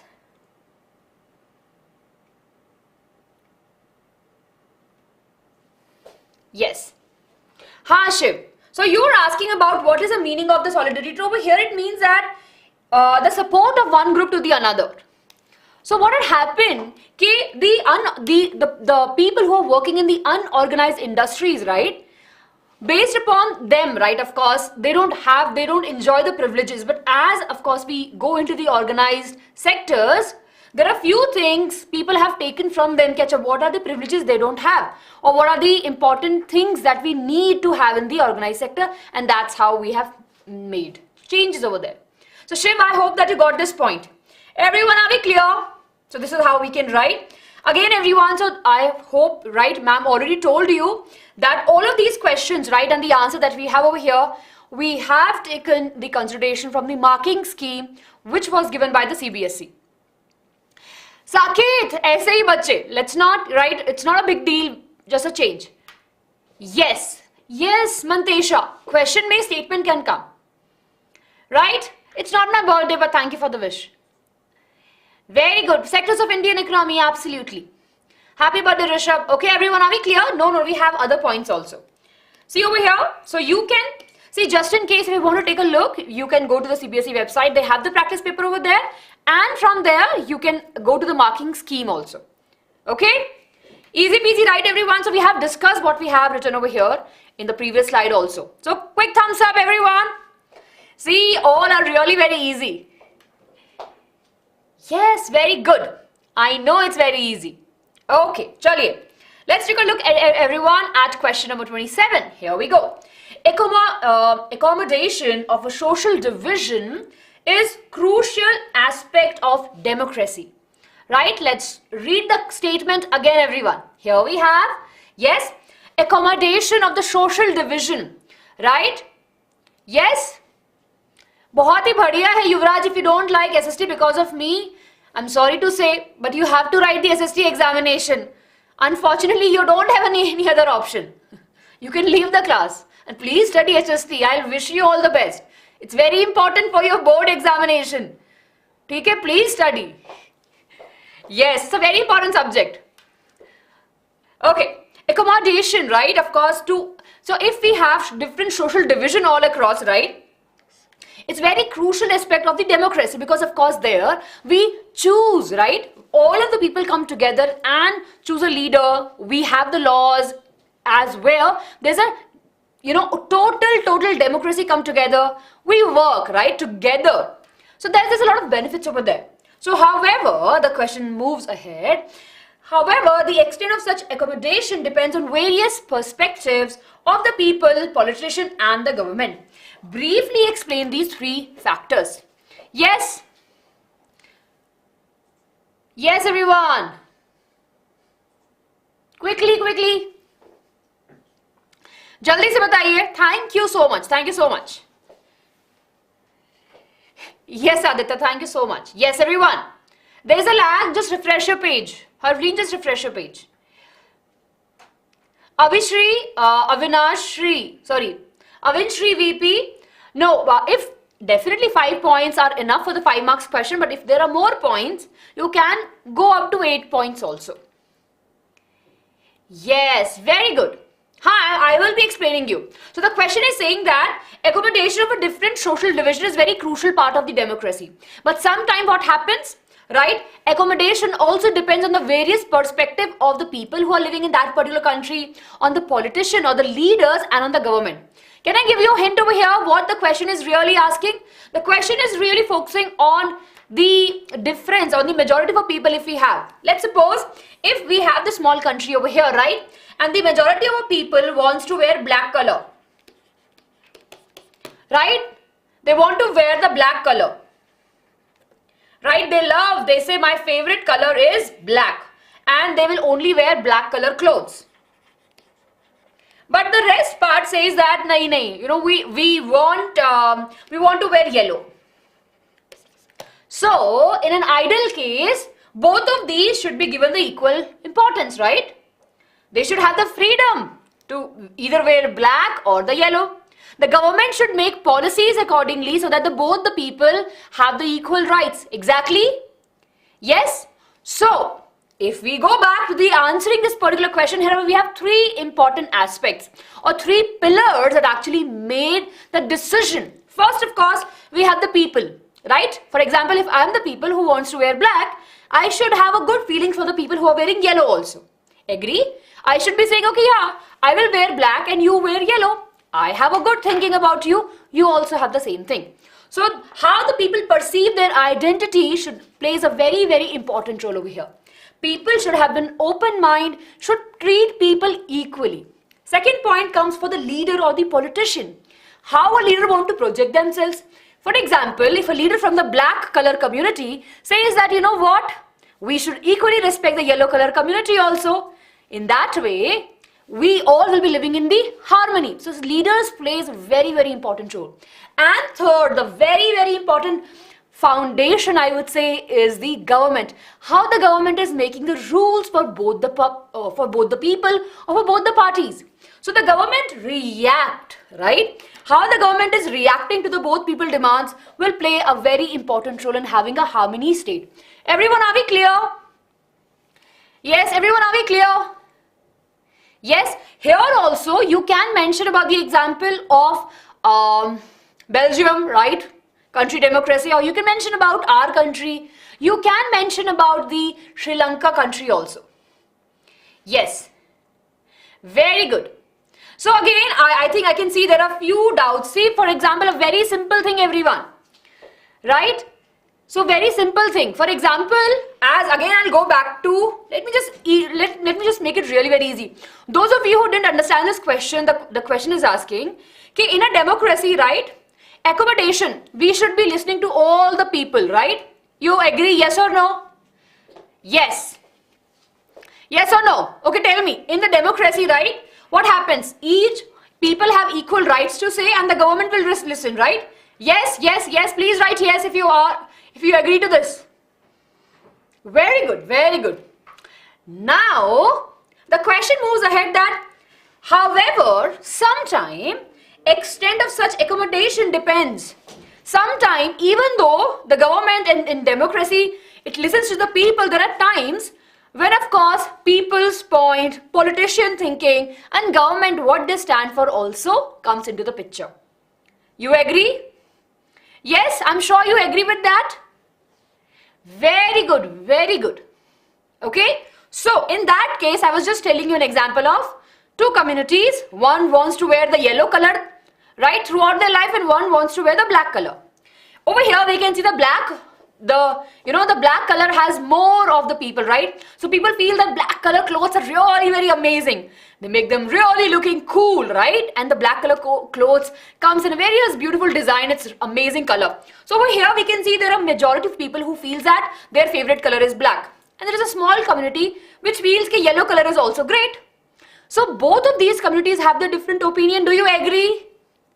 Batao jaldi se, or I'm sure you are clear with up to here, right? So both of these communities have their own thinking, own favorite things, have their own mindset. Chavi, I think Aishwarya ma'am helped you earlier also. You can go back and listen what ma'am said. Very good, yes, right? So in that way, we as a people should respect both the things. Right? You agree, right? For example, if I love black color and you love yellow color, I will not be forcing you, you know what, you should love black color. Or you will not be forcing me, oh ma'am, you know what, yellow color you should love and you should wear yellow color. So both of us, what are we doing? We're trying to respect each other's feeling, right? We identify each other as individuals and then we work accordingly. Clear, right? In all of this, politicians should also be that understanding. Politicians should not be over here and coming and, adding a little bit spice and creating differences between two communities. They should come together and help the community live with peace and harmony. Are we clear? Samajh mein aaya sabko? Yes, everyone. Very good, very good. Yes, awesome. And government also plays that very important role. Chaliye. So this is how, everyone, you can write the answer. Over here we have these points. First point, you can mention that it depends on the people how they perceive their identity. Then of course, if people see their identity as a single thing, definitely it will change a lot of things. It is easier if we have an identification of our identity and how we can actually help in the nation building. Yes. Very good, very good. Awesome. And then of course it depends on the political leaders as well as on the government. Are we clear? Yes. Side for screenshot. Yes, I'm moving. Very good. And we will share the PDF with you. Don't worry. I am teaching the practice paper question that we had released by the CBSE. So we are discussing that over here. And everyone, aisa hota hai, right, in the class, that when the teacher starts just focusing on one particular concept or on one particular question, rest of the kids are like, haha, now it's a fun time, we'll just talk random things. Bharat, I would ask ma'am to cover it, right? It will be great if you can see what we have already on our channel.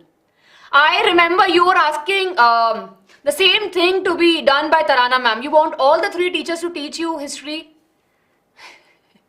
Then who will be teaching geography, economics and pol science? Okay, let's focus here, everyone. Yes. Okay, this question is done. Let's take a look at the next question. Here we go to the next question, everyone. We have not inherited the word from our forefather. We have borrowed it from our children. So in this particular, the practice paper, right, they have picked up the sentence from your textbook. Yes. Vaishnavi, see over here, we have and you can go back and see it, right? Please don't spam. Thank you so much. Thank you so much. Nikhil, just like that, we are wearing sari.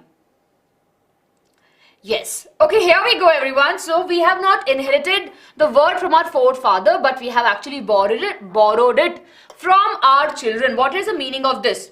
We have to explain the above statement with an example. Very easy, right? I know, yes. We will be speeding it up, Aditya. Thank you for telling me this. I just went into that overflow mode of a teacher. I'm just explaining things. But everyone, we have already done that. Thank you for keeping me on track. We will be making sure that, we are going a little bit faster because already you have mastered this. Very good, very good. So now everyone over here, what we're discussing about the sustainable development. So we know that whatever we have now, right, the technologies or the resources, especially the resources that we have right now, our ancestors have not passed those resources to us, but actually we have borrowed it from the future generation. It just clearly means that we have to be very conscious about how we are using these resources, because if we use all of these resources in a random way, we might not leave anything for the next generation. So the sustainable development means that it should be meeting the needs of the present while promising, right, the resources to the future generation also, so that they can also use it. Easy, in a very simple word we have this, okay?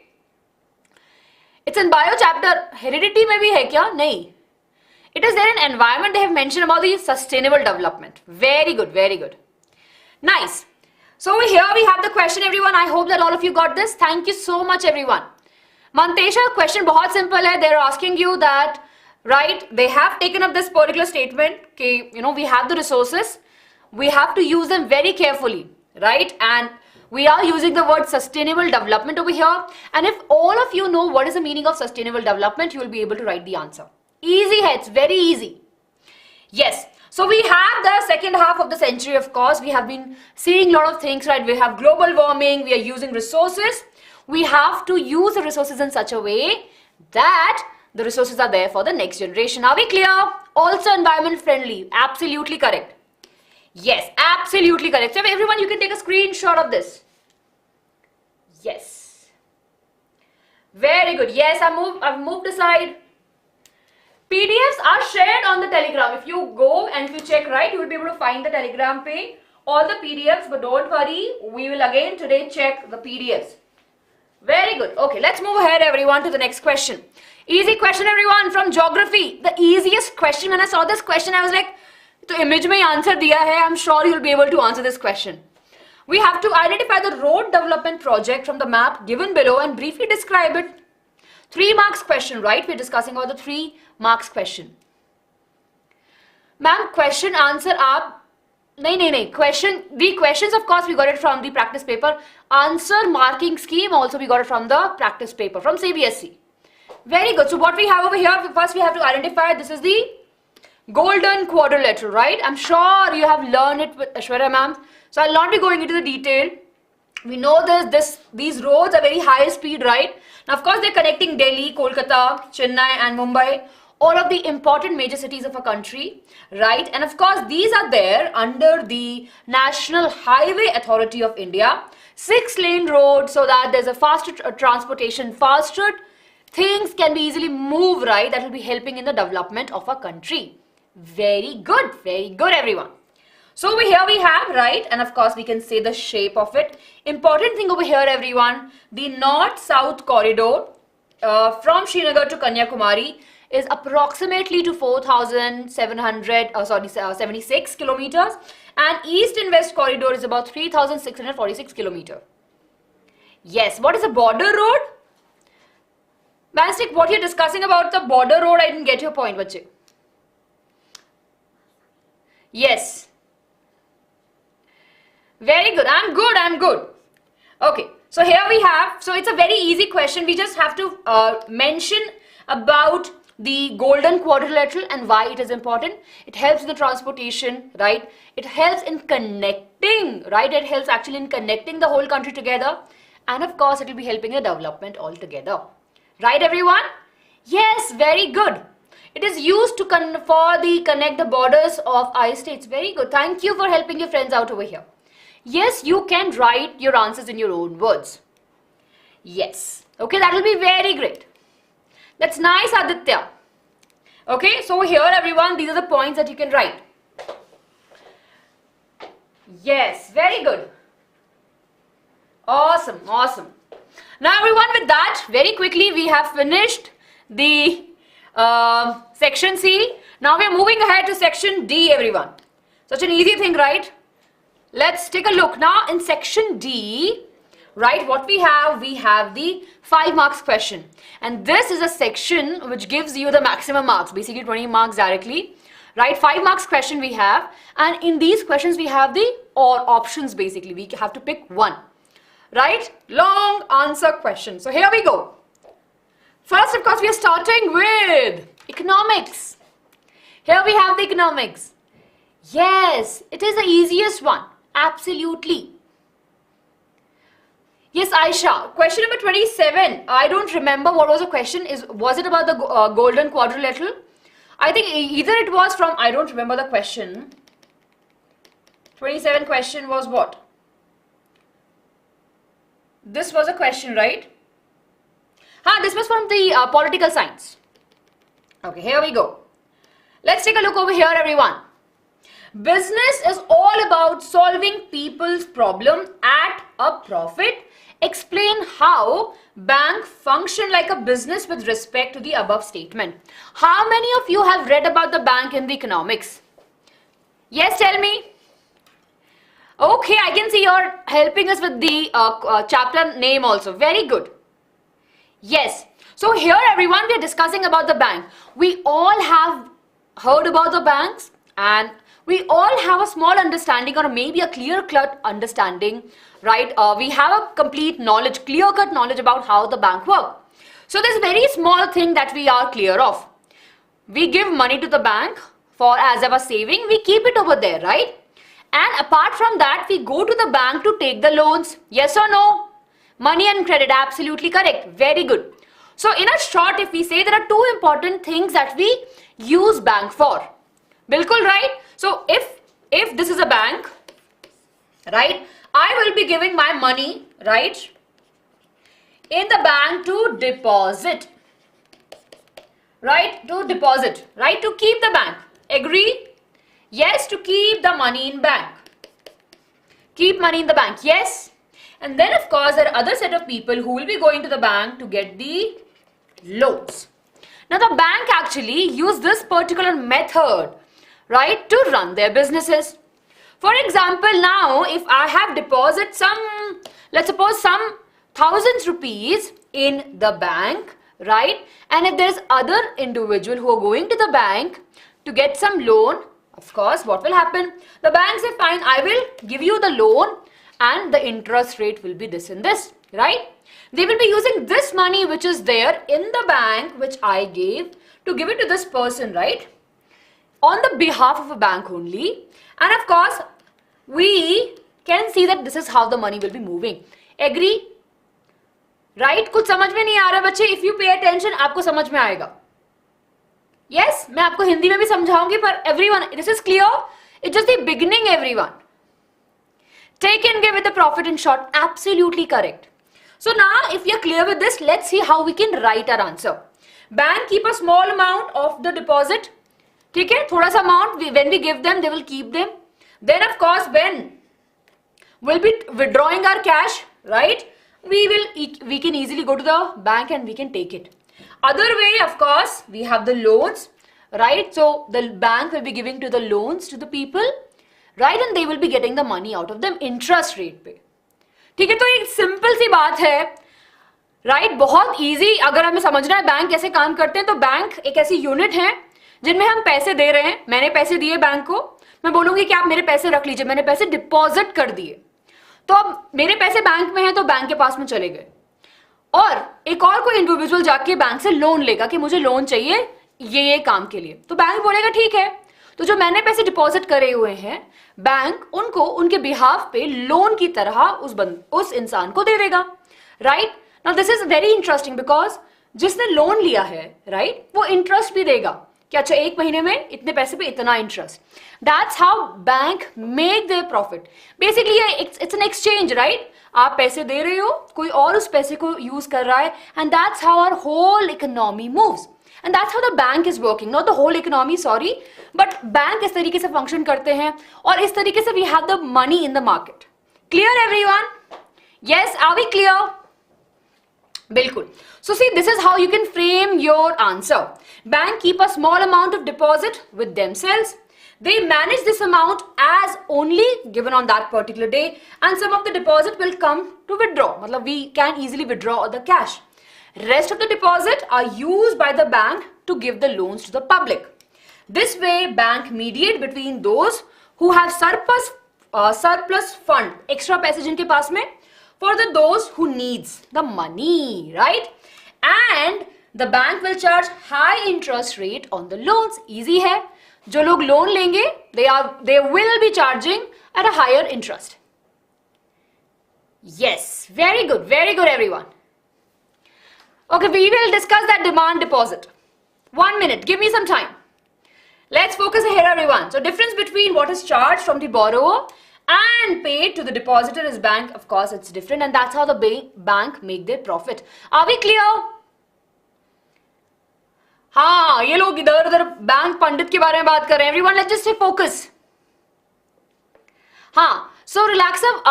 The mode of interest, of course, we have different types of right.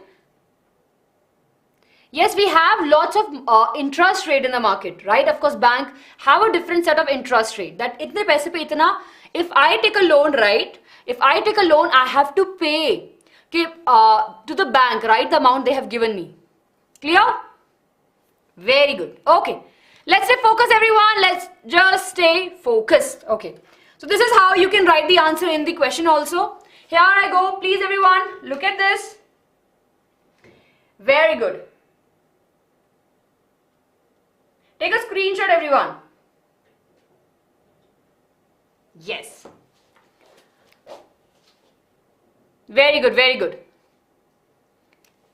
Yes, okay. I think there was a question asked, what is demand and deposit? So it's basically amount of money which we have in a bank. We can go and without any prior information to the bank, we can easily withdraw it. Okay. Thank you, Vaishnavi. And everyone, I would request, see, I might miss your question over here. If you know the answer, please help your friends. Yes, okay. Let's move ahead, everyone, to the question number 30. Again, a 5 marks question. Now, if you look over here, so we have 5 points altogether. So if you feel that ke pura answer 5 points mein explain kar sakte hain, well and good. If you feel that we can add more points, please do that. Royalty. So of course, in terms of credit you're asking, just give me 1 minute, I'll explain that. Hari Kishore, check, please, kya check mein kya karna hai, please elaborate a little bit more and I'll help you with that. Okay. Okay, everyone, here we go. Yes. So a bank is a place that will lend you money if you prove that you do not need it. Justify the above statement in relation to the bank requirement to ensure the security of the funds they lend. Easy question, everyone. Jaldi se. Double coincidence of want if both people are fulfilled. Very good. Thank you Aditya for helping your friends out there. Very good, Bharat. Very good. Thank you, Bharat, for helping your friend out over here. Bhargav, see, Bharat and Aditya have helped you. Yes. All highways quick revision. Avni will not be able to do in today's class. You can watch Ashwara's ma'am session. Okay. Everyone, quickly tell me this question. So we are discussing about, for example, if you're going to the bank and if you say that, ma'am, if you say, bank, I need the loan. So the first thing bank will be checking whether you can repay the money to them. Right? What they will see, how much money you have, right? How much property, how much assets you have. So that they will be able to trust you and they'll be able to give you the money. Are we clear? Yes? Very good, very good. Collateral. Awesome, everyone. So what we have over here, let's take a look. Every loan, right, have a very specific interest rate that the lender, right, if I am taking a loan, I have to pay along with the money that I have taken from the bank. Very good. Yes, apart from that, in addition, lenders may demand collateral against, right, the loan to ensure the security of the money. They will check. Okay, collateral. Okay, do you have a land? Do you have a house? Do you have a car? So basically what I will say, see, I need 2 lakhs rupees from the bank and I'm giving you 5 lakh rupees over here. Like I have a land which cost me 5 lakhs, so I'm sharing the papers with you. Just in case if I can't give them the 2 lakhs rupees that I have borrowed from them, they can actually sell the land and can take the money from it. Are we clear? Yes, are we clear, everyone? See, I am not in control of the slow mode, but this slow mode have been added over here because I think random things were popping up over here. So if you focus, if you just pay attention to the discussion part of it, we'll go back again. This action was taken because I think there were a lot of unnecessary chats that we had in our discussion. We'll have it. We'll go back to the normal mode. Having said that, all of you should focus in the class only. Yes. Bank stick we have just discussed. So, जो पैसा हमने bank में दिया है, the money that we have given to the bank, we can easily withdraw that money without any prior information. Very good. Okay. Let's just stay focused, everyone. Yes. So, the question over here is discussing about the bank, right, and why they will be having a checklist over here. So, every bank have a separate interest rate. They will be taking the collateral basically that we say, right, as an asset so that they keep a check whether we'll be able to give them the money back or not. Yes. And if the borrower fails, as I was mentioning, they will use that asset to get the money. Okay. Interest rate, collateral, documentation requirement, time period and the mode of repayment together comprise the terms of credit which may vary from loan to loan. Clear, everyone? Yes. Check papers. Yes, I used to check papers. It's that what we are asking for. AD gaming, I'll explain you in Hindi. तो यहाँ पे bank की बात हो रही है. Bank किस तरीके से अश्योर करते हैं कि जो उन्होंने पैसा दिया है वो कहीं पे लॉस ना हो. बस simple, they will be asking you, right? They will be asking you कि आपके पास में कुछ प्रॉपर्टी के पेपर्स हैं that they will be keeping as a collateral. So just in case if we pay them the money, it's well and good. If the bank feel कि हम लोग उतना पैसा वापस नहीं दे पाएंगे, they will keep the collateral जो assets है हमारे उनके papers, documentation. So just in case, in a worst case, if we cannot pay them the money that we have taken from them, they can sell that particular asset and can take their money. Okay? What is check? That is issued by the government, right? Of course, it's a piece of a, no, I will not say. Definitely we have a checkbook, right? And of course, we can write the check. Help in transfer of the money. Okay, very good. This is a 5 marks question. Okay? This is a 5 marks question, everyone, and this over here we have the 5 or 6 points over here. We can write these things. See, everyone, see, take a screenshot. Everyone, I feel that many of you are getting distracted. Let's just stay focused, everyone. Come on. Yes, thank you, everyone, for helping your friend out over here. Harikishore, please do read the chat. I'm sure you have the answer. Okay? Here we have. So, please do take a screenshot of this. We have discussed how bank works, right? And basically how bank understand whether we will be able to pay them the money back or not. So, in simple words, strike by collateral means that they have an understanding कि ठीक है, कुछ balance है और understanding है कि ठीक है, एक common terms पे हैं और just in case अगर कोई चीज अच्छे से काम नहीं करेगी तो they'll use that asset. I think easiest way तो यही है. Yes.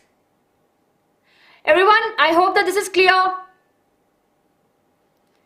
Yes, very good. It's a document. Definitely for the security deposit. Very good. Thank you, Aditya. Yes, okay. Marking scheme of an answer. What a very weird name that you have, right? But so we are discussing the marking scheme also. This is a 5 marks question. So here we can mention 5 or 6 points. Okay.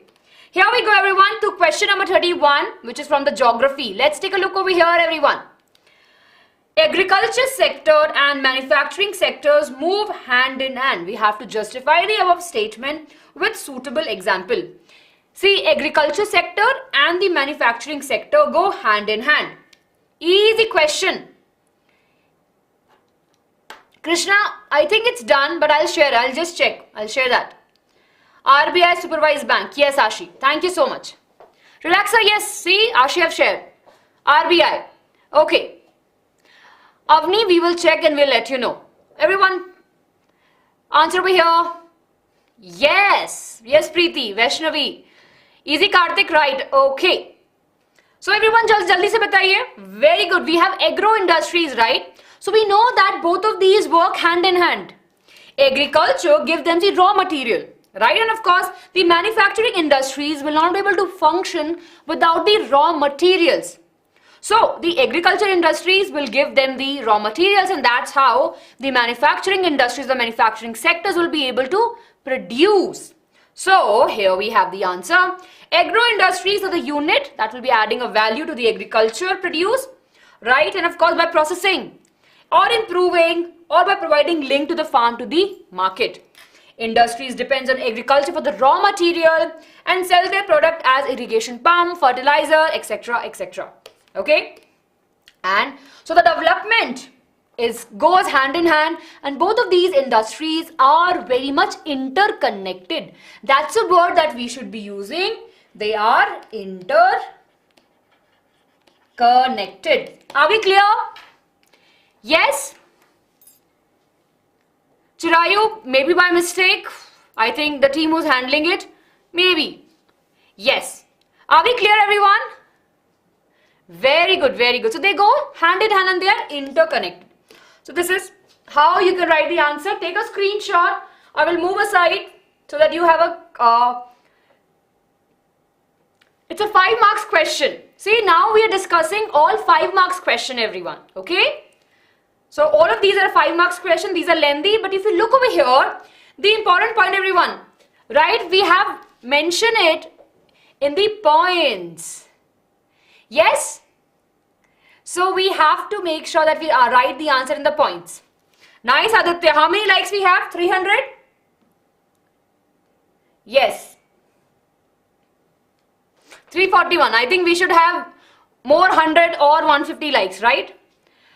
So, Diditi, we are discussing about agriculture, industries and agriculture and how the industry sectors are interconnected. So agriculture will be producing the raw materials and that raw material will be used by the industries. Industries will be making various other products that is used in the agriculture industries. So that's how these are kind of interconnected, and both of these industries help in the growth of each other. Yes, very good, very good. Awesome. Okay, everyone, let's take a look at the next question. I hope that your energy is high. Shikhar, for example, industries, for example, agriculture will be making the cotton. Industries will make the cotton products, right? For the agriculture, we need different types of pipe, different types of tools that can be made by the manufacturing industries. So that's how they're interconnected, and you can write this example. Awesome. Trilok will discuss about it, but thoda sa time DJ will discuss about it. Awesome. Good, good, good. Very good, everyone. Yes, hello.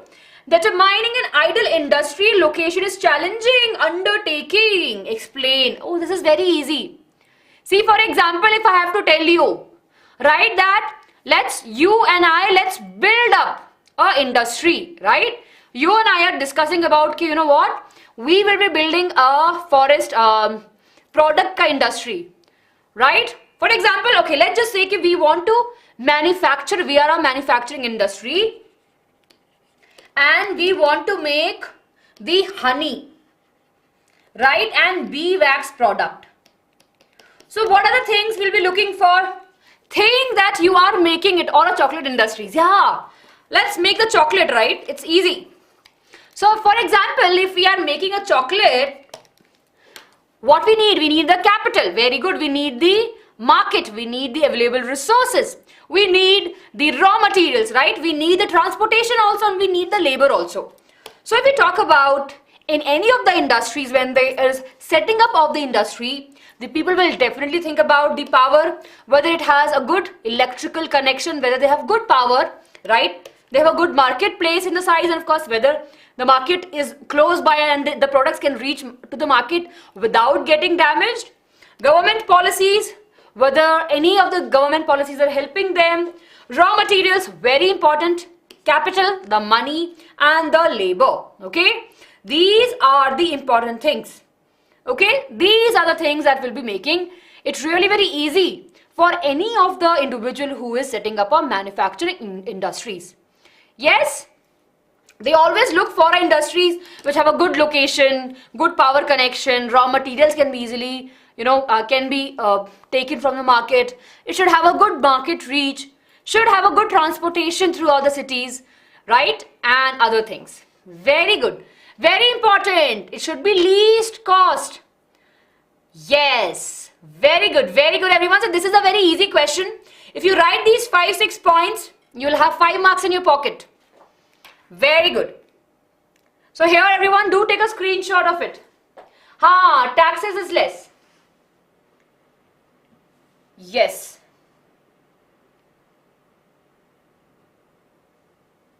Take a screenshot everyone.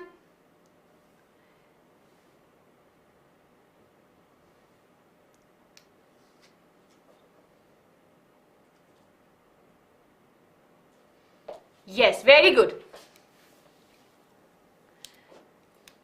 Aditya, for the statement type questions, right? What we have to do, we have to make sure that we are not writing paragraphs altogether. Writing, for example, over here, we can, if you're writing in the statement, please keep it underlined. Please make sure you underline the important keywords, right? Yes.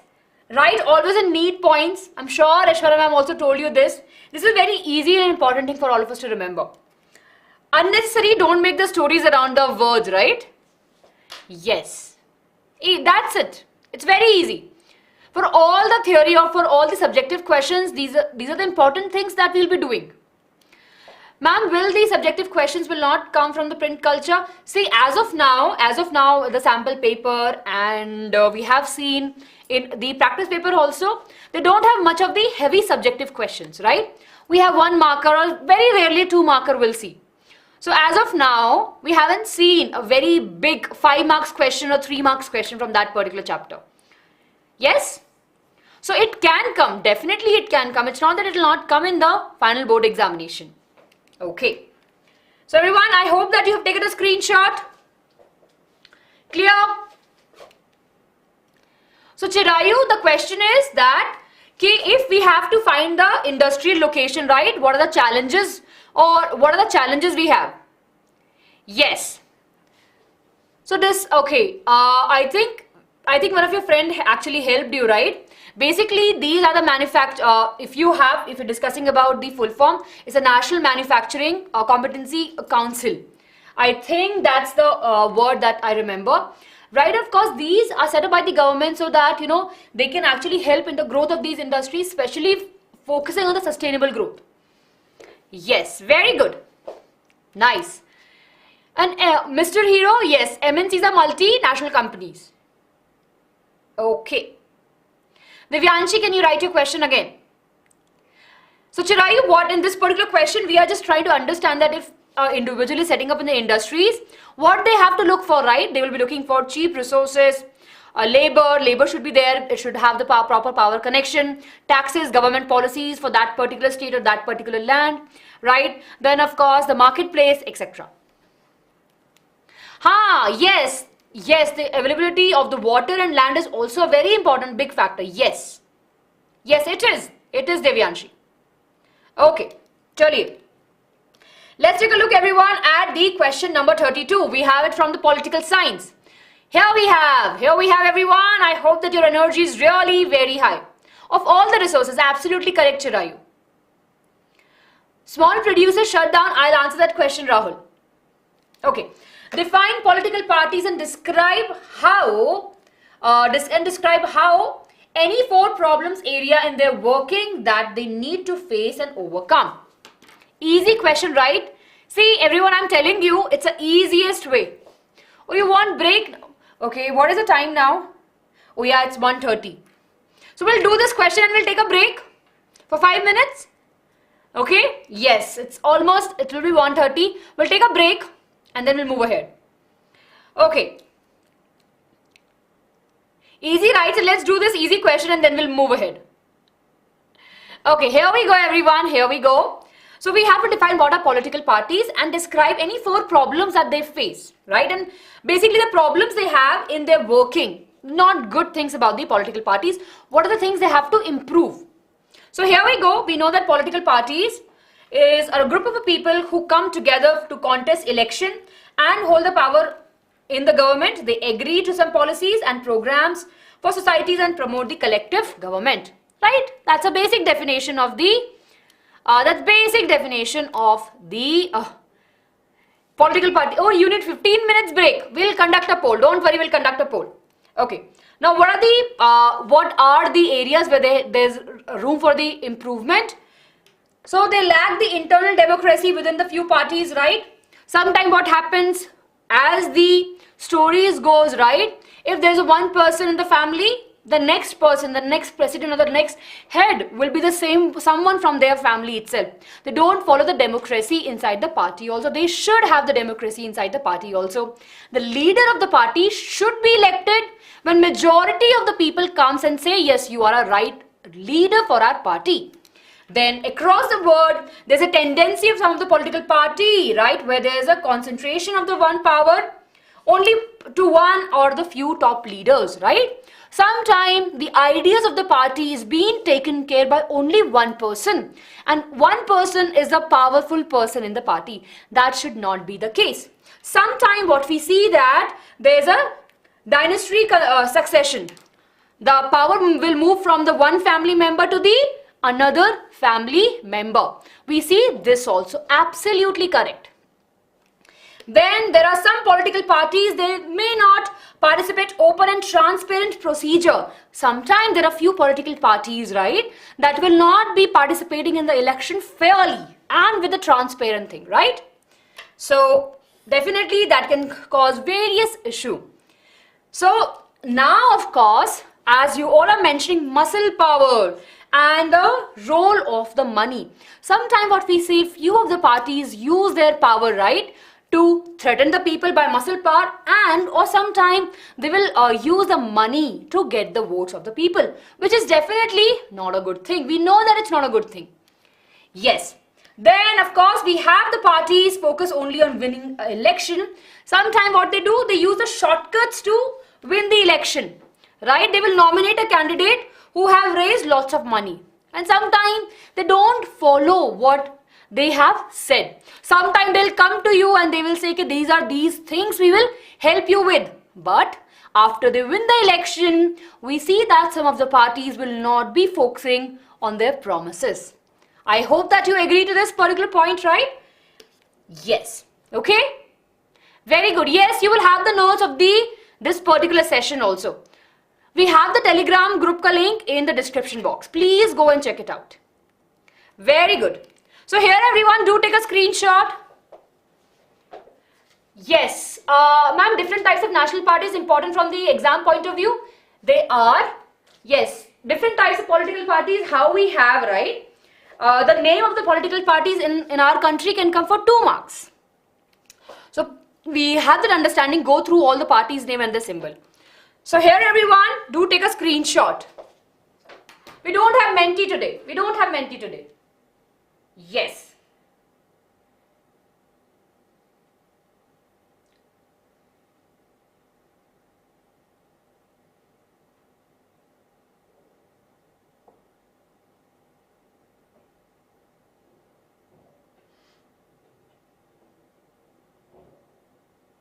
Everyone, I hope that you have taken a screenshot.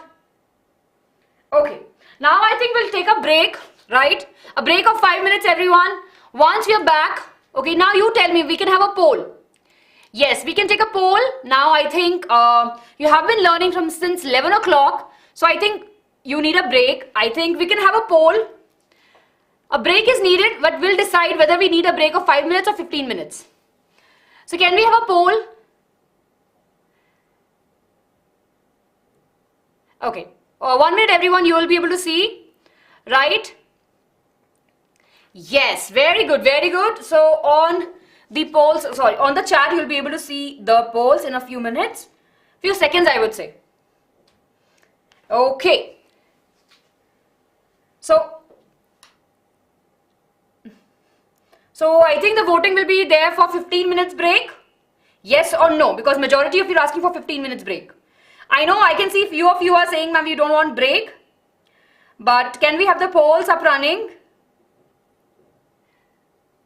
The question is whether they want the break for 15 minutes. 15 minutes, I think everyone, I think we can go ahead. We don't need a poll, I guess. So everyone, with the majority I can see, let's have a break, right, for 15 minutes. And we will start our class at 1:45. Please take a break. I know it's been a long. So take a break, everyone. We will meet at 1:45. Okay? Yes? So I'll see you in a bit. Let's come back and we'll quickly finish our class then. Yes? Okay. Quickly have your lunch. Quickly take a break because see, SST is a very huge subject. So you need some time to process all of the things. Okay. Don't worry. I'm giving you a break. Give some break to your eyes also. Okay. We'll be back in a bit, everyone. Thank you.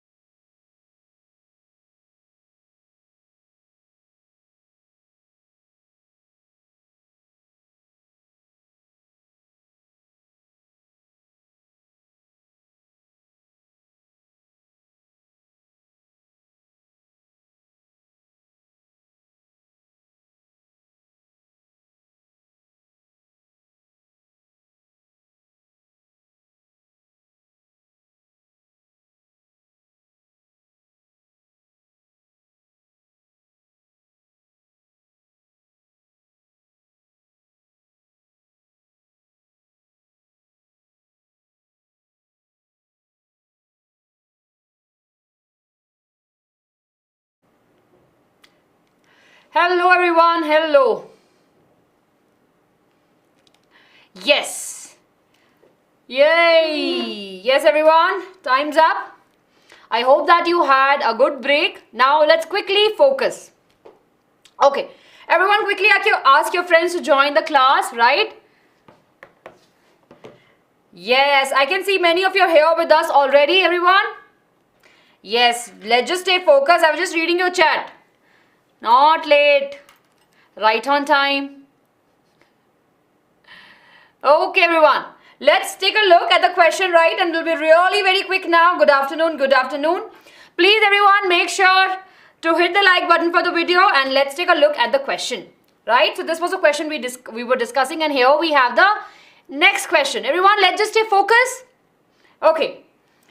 Describe some political ways political parties around the world can be reformed to overcome the challenge they face. We have to describe some ways, right, in which political parties can actually around the world can be reformed. The drawbacks that they have, they can actually work upon those drawbacks and can come the challenge they face. It's a very straightforward, easy question, right? Yes, here we have. Let's take a look over here, everyone. So the easiest thing to start with, sort of that cannot be the thing, right? Here we have laws should be made to prevent the elected MLAs and MPs for the changing parties. Right, we usually see that some of the candidates will change the party according to their interest. For example, if they get a seat in the other party, they might leave their party from where they contested in the election. So our rule should be there, right? And of course, all of these are currently there in our constitution. Basically, we have these laws, right? So, yes, very good, very good. Next point, everyone, it should be done as many elected representatives indulge in the deflection in order to become the minister or for the cash rewards. So the reason for this is this. We should aim to reduce the influence of money and the criminals. Definitely that should be the main priorities for the parties so that they have a good candidates who are ready to work for the people and for the benefit for the people. Right? So you're asking me how many questions are left? Only few questions, everyone. So currently I think we are on a question 32. Right? We have two more questions, right? Actually, we have just one more question for 5 marks. And then we have the map, case-based study and the map questions. Yes, let's take a look over here. It is a mandatory for every candidate who contests in the election to file an affidavit, given details of the property and the criminal cases which are pending against them. So these are the laws that we have already in the system, right? We still have to make sure that these things are being followed by the people and by the government strictly. Very good, everyone. Then over here, definitely it's very necessary for the political parties to hold their organization election. So, and of course, right, file their income tax return regularly. There should be the law to regulate the internal affairs of the political parties. These laws are already there, right, which is there already on these political parties. And of course, minimum number of the tickets, right, they should be making sure that political parties to be given a minimum number of tickets, right, about one third to the women candidate. This is really very important. Then comes a point, there should be state funding of election. The government should provide money to support their election expenses.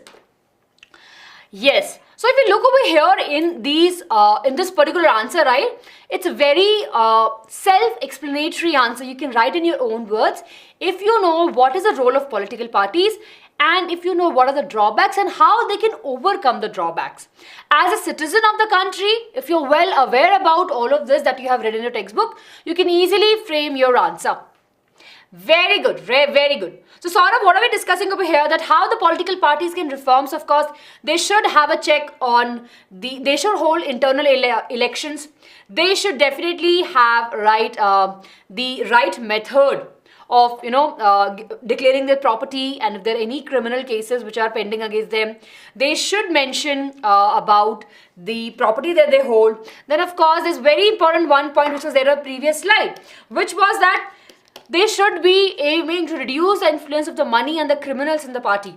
right? And of course, the elected representative should not be allowed to move from one party to another party. Okay? Affidavit means something that it's a kind of a proof, right, to the government on a stamp paper. Yes, very good. What we have, what we don't have, something like that. Yes. Okay. बिल्कुल, very good. सो मैं एक बार हिंदी में explain करती हूँ जल्दी से for all of you, right. So political parties के बारे में हम बात कर रहे हैं कि क्या क्या चीज़ें उन्हें करनी चाहिए ताकि वो रिफॉर्म कर सके अपने आप को. सो फर्स्ट ऑफ कोर्स जो MLAs एंड बहुत सारे मिनिस्टर्स एक पार्टी से दूसरी पार्टी में जाते हैं for the money, sometime for the position, right. We should stop that, right. It should be a proper law against that. We do have, right, like we should be having a very strong take on this particular thing. Apart from that, they should be influencing के पैसे और criminal लोगों पैसे से influence होना और criminal जो parties में enter होते हैं वो सब नहीं होना चाहिए. और election से पहले of course people, the participant, right, should declare the money that they have and क्या कोई criminal case है उनके against. Then of course they should political parties should file their tax on time. They should be making sure that, right, internal affairs जो हो रहे हैं वो भी प्रॉपरली हो रहे हैं. And of course they should provide the funding to the state election also, right. And this is a very important thing that they should have a rule that 1/3 of the tickets will be given to the women. ठीक है, ये बहुत ही easy है. Okay, yes. Next question everyone. See this is how you can write the answer. जो भी points we have it over here, we have here also. Yes, yes, yes. We will get. Mustafa, noted your point. Here we go ahead, everyone. Let's take a look over here. Let's all of you stay focused, everyone. Now, everyone, question number 33. It's from history. Yes, it's from history, and here we have. Language is a power, life, and an instrument of culture, the instrument of liberation. Justify the above statement in light of the nationalist movement in Poland, Europe. See everyone, now this is from the chapter Nationalism in Europe. I'm sure you remember this line, right? Yes, very good. If you have read this, I'm sure you know. So of course we know that Poland was a part, definitely at that particular time, was an amazing country, right? But of course it was very close to Russia, and of course they took the power over there for some time, right? And during that particular time they forced not to speak of the Polish language, right? And if someone was talking in the native language, they've definitely faced lot of backlashes from the government. Yes? So, we have to make sure to write all of the points that in our answer according to that particular paragraph that we have, right? So, let's take a look over here. Language, we know that played a very important role in developing the nationalist sentiment in Europe. Right, we have this similar thing in India also. We have read it about in the print culture. Very brief, they have mentioned. So Russia occupation, when they took, right, they forced the Polish language was out of the school and the Russian language being taught. So of course this was there. Then after the army revolution, right, the breakdown of the Russian rule was there in the year 1831. Many members of the Poland began to use the language as a weapon of the national resistance.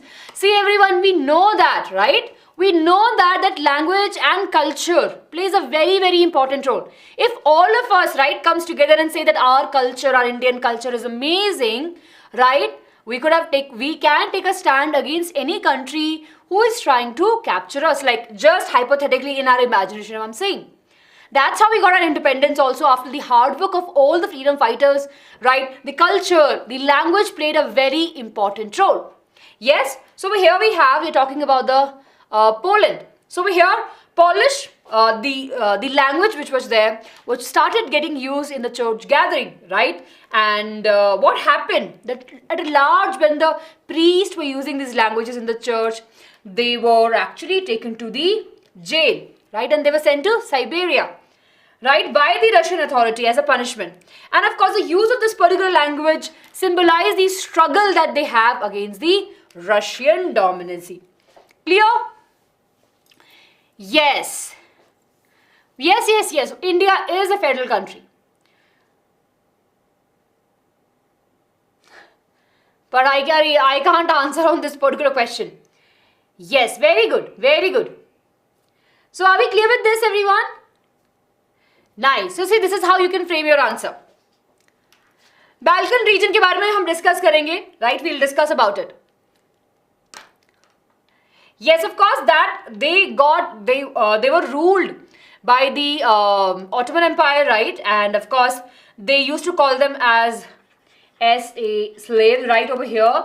And they used to fight among themselves, and they thought that military power, say, with the power, with the force of military, definitely they can win over, right? And they used to have jealousy among that particular region. After some time, definitely each of them have their own independence, and that's how we have the history. So in short, we have this. You can read from the NCERT, or you can watch the session. You will have the clarity. Chali, everyone. So take a screenshot, everyone. Yes, Ashi, please ask your question. I will explain. Tanishka, give me some time. I'll explain. Thank you so much, Mahi. Thank you so much. Yes, thank you. Very good, everyone. I can see. Okay. Now, everyone, let's take a look at the next question. Importance of culture, art, poetry, stories, and music help in shaping the nationalist feeling. Justify the above statement with respect to the European nationalism. Easy question, right? Very easy question. Again, we are talking about the culture. Again, we are talking about the language. How these things can be used to enlist the feeling of nationalism among people. Right? It was a very easy question, right? How? Yes, very good. Adding the feeling of nationalism. The people should feel that they love their country. Right? What they did? They wrote beautiful poems about it, right? Yes, language plays a very, very important role. And over here, this is how you can frame your answer, everyone. So let's take a look over here. Shared culture, past, history, heritage bring a sense of the commonality, right? And of course, unity among the people. Under the Romanticism, right, artists criticize the glorification of reason, science, and focus on emotions and the feelings that create a sense of belongingness, a common heritage, a common path among the people. So, for example, right, if we talk about our country, India, we don't have the example over here. This is talking majorly about the Europe part, but if we talk, just helping you to understand a little bit better way. In our country, right, when we were struggling for the independence, various poets, various authors, writers wrote good things about our past, right? Help all of us realizing that our past was amazing. We are a very rich heritage country. Yes, and that's how we all came together and we wanted our country to be free. Similarly, there at that particular time, we have amazing people who wrote good, very, very good content that will then actually those things will will rise good feelings about the nation amongst the people. Very good. Thank you for sharing all of those names. You can definitely write this in the examples. Okay. German culture was discovered among the common people. Thus world, right? And the spirit of the nation was popularized by folk songs, poetry, and with dances. Apart from that, collection and the records of their cultural folk activities, right, help in the nation building. So when they were talking about that how our nation was great, we have amazing cultural heritage, people came together and they felt it right. We should come together to preserve our heritage, to preserve our culture. And that's how the independence, right, the nationalism came into the picture. Very good, everyone. So a lot of emphasis were there on the languages, collection of the folk tales, ancient national spirit, of course, and to the large audience, and that's how they have all of this amazing feeling. Yes. Are we clear with this? This is a very easy question, everyone. See, can I tell you one important thing? For 5 marks question, right, if you know the story, right, you can easily write the answers. Okay? Read it through, right? And I'm telling you again. Yes, and I'm telling you again, everyone, a very important thing. So everyone, please listen now. Yes. Okay. So can I tell you, I know that you don't have time. I know that you don't have much time, right, for your examination. But a small, humble request, everyone, if possible, please read the 2 first chapter of history. If you face any challenges, especially I'm telling you in history, please do read the first two chapters. Nationalism in Europe, right? The rise of nationalism in Europe and nationalism in India. By reading the chapter, you will actually understand it, right? And then you will remember it. So I know that even though there's a time crunch, sit today, go through the two chapters, read them line by line. I'm sure you can do that within, I think, maximum of 3 hours. You'll be able to finish both the chapters. Underline the important points, and I'm telling you, you will have amazing examination, because these two chapters are very, very important. Yes. Yes. Are we clear, everyone? Yes, the NCRT I'm saying. How I will share the PDF. If basically, thus Wolf means common people, right? Yes. Very good. Tanishka Bache, we did the one shot for all the chapters, right? And we have a marathon session for the history chapters also. Very good. Okay. Yes, common people of the country. Okay, everyone. Chaliye. Let's take a look, everyone, at the case-based study question. This is super easy. Everyone, this 12 marks, right? These 12 marks, you should focus, because these are very easy questions and the passages are really very easy. We will get 3 questions for 4 marks. 12 marks easily in our pockets, right? So let's take a look over here, everyone. They will usually give you the images or the paragraph. So here we have 2 images, right? We have 2 images.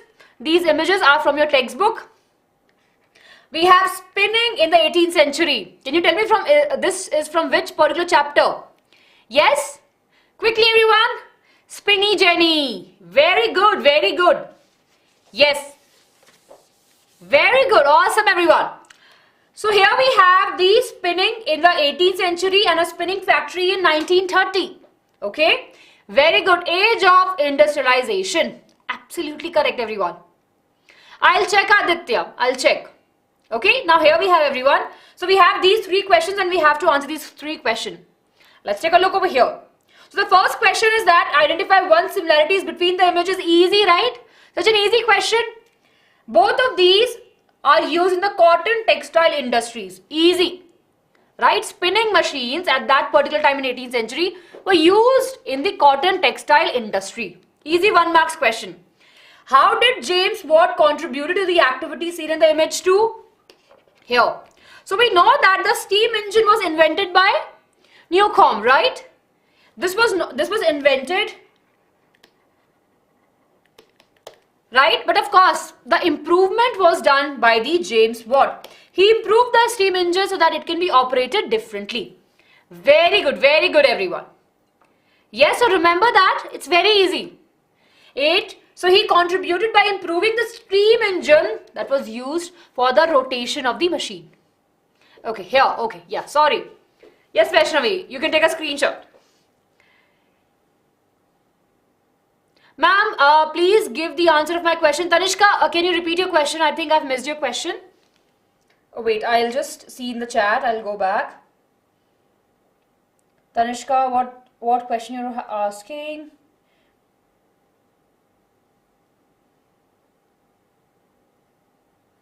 Can you repeat your question, Tanishka? Okay. Here, everyone, next question. Question number 3 for 2 marks, right? Yes, I'll answer your question. Remember, National and State Party. Okay. We have to analyze the effect of a labor force in a cotton industry due to the James Watt contribution. So, of course, what was the effect of the labor force? See, the increased use of steam-powered engine reduced the need of manual labor and the time taken to produce the good. It's easy, right? See, it's very easy for us to understand what was the role of machine at that time and how it impacted it. Clear, everyone? Yes, very good. Avika, can you repeat your question? Everyone take a screenshot if you want to.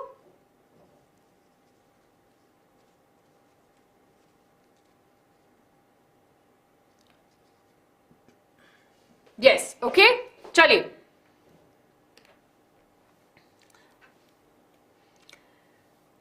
Yes, okay. Now everyone, I'm giving you time. I'm moving aside. Can you read this paragraph? This is from the agriculture chapter. Take a time and read this paragraph jaldi se. उज्जवल अभी तो break से आए, अभी break नहीं मिलेगा. We'll quickly finish this off. Okay.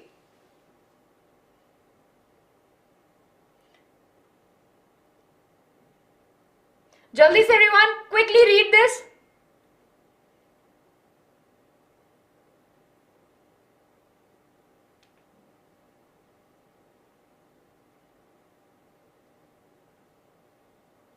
Okay, very good everyone. See, this is from the agriculture chapter. Yes, very good, very good. So what we have in this particular chapter, they are talking about that in Indian agriculture, now of course, to make agriculture successful and profitable, proper thrust should be given to the improvement of the condition of the marginal and the small farmer. The Green Revolution promised much, but today it is under controversy. Okay? The keyword today is gene revolution, which includes genetic engineering. Organic farming is also much in a vlog today because it is practiced without factory-made chemicals such as fertilizer and pesticides. So over here we have this paragraph. I'm not reading the whole paragraph, everyone, but this whole paragraph revolves around the green revolution, right, that we have. Yes. Very good. Yeah, I'm sorry, Adarsh. This is section E. Yes. Okay, yeah, you read this. Section E where we have the case-based study question. Okay. So everyone quickly read this. Very good, very good.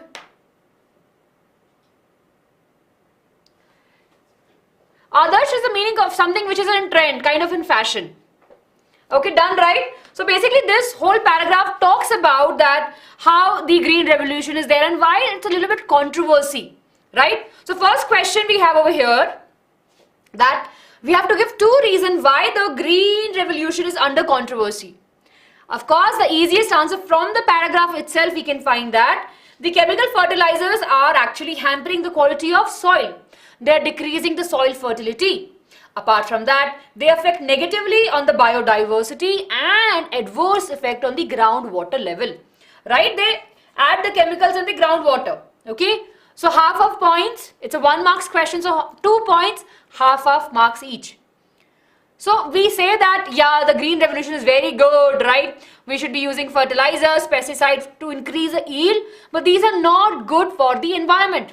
They are decreasing the fertility of the soil. Secondly, they are adversely affecting the groundwater, right?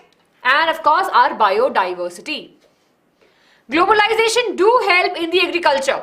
So of course, see, we have different types of crop throughout the world. So globalization, if we see, there's a lot of connection. Import and export is also a part of it. Exchange of the ideas, right? Exchange of the breeds altogether that can actually sustain and survive and can give us good yield. All of this can come under the agriculture. You can frame in your own words. Okay, next question, everyone. Question number 2 on your screen. Holding that grows smaller and smaller as the population rises.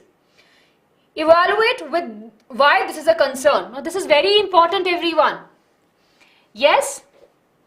See, green revolution was there, and it was the demand of the agriculture, demand of the crops is very high, and of course the population is also growing, so the demand is really very high.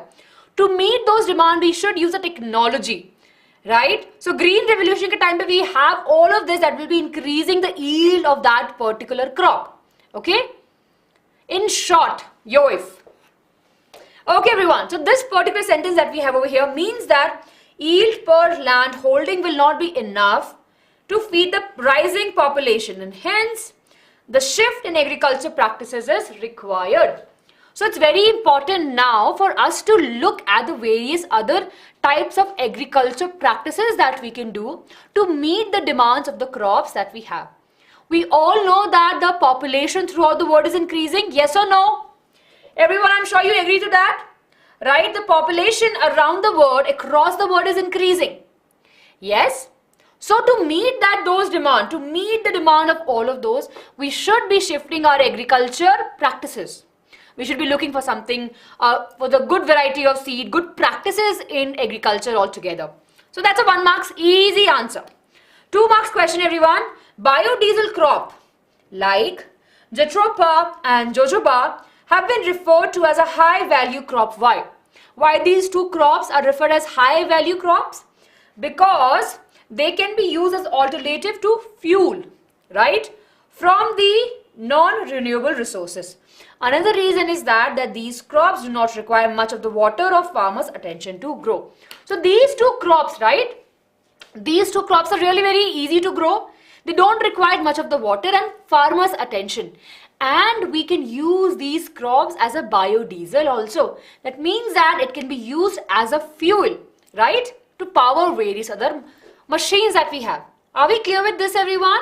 Good afternoon. Good afternoon. Thank you so much, Arjun.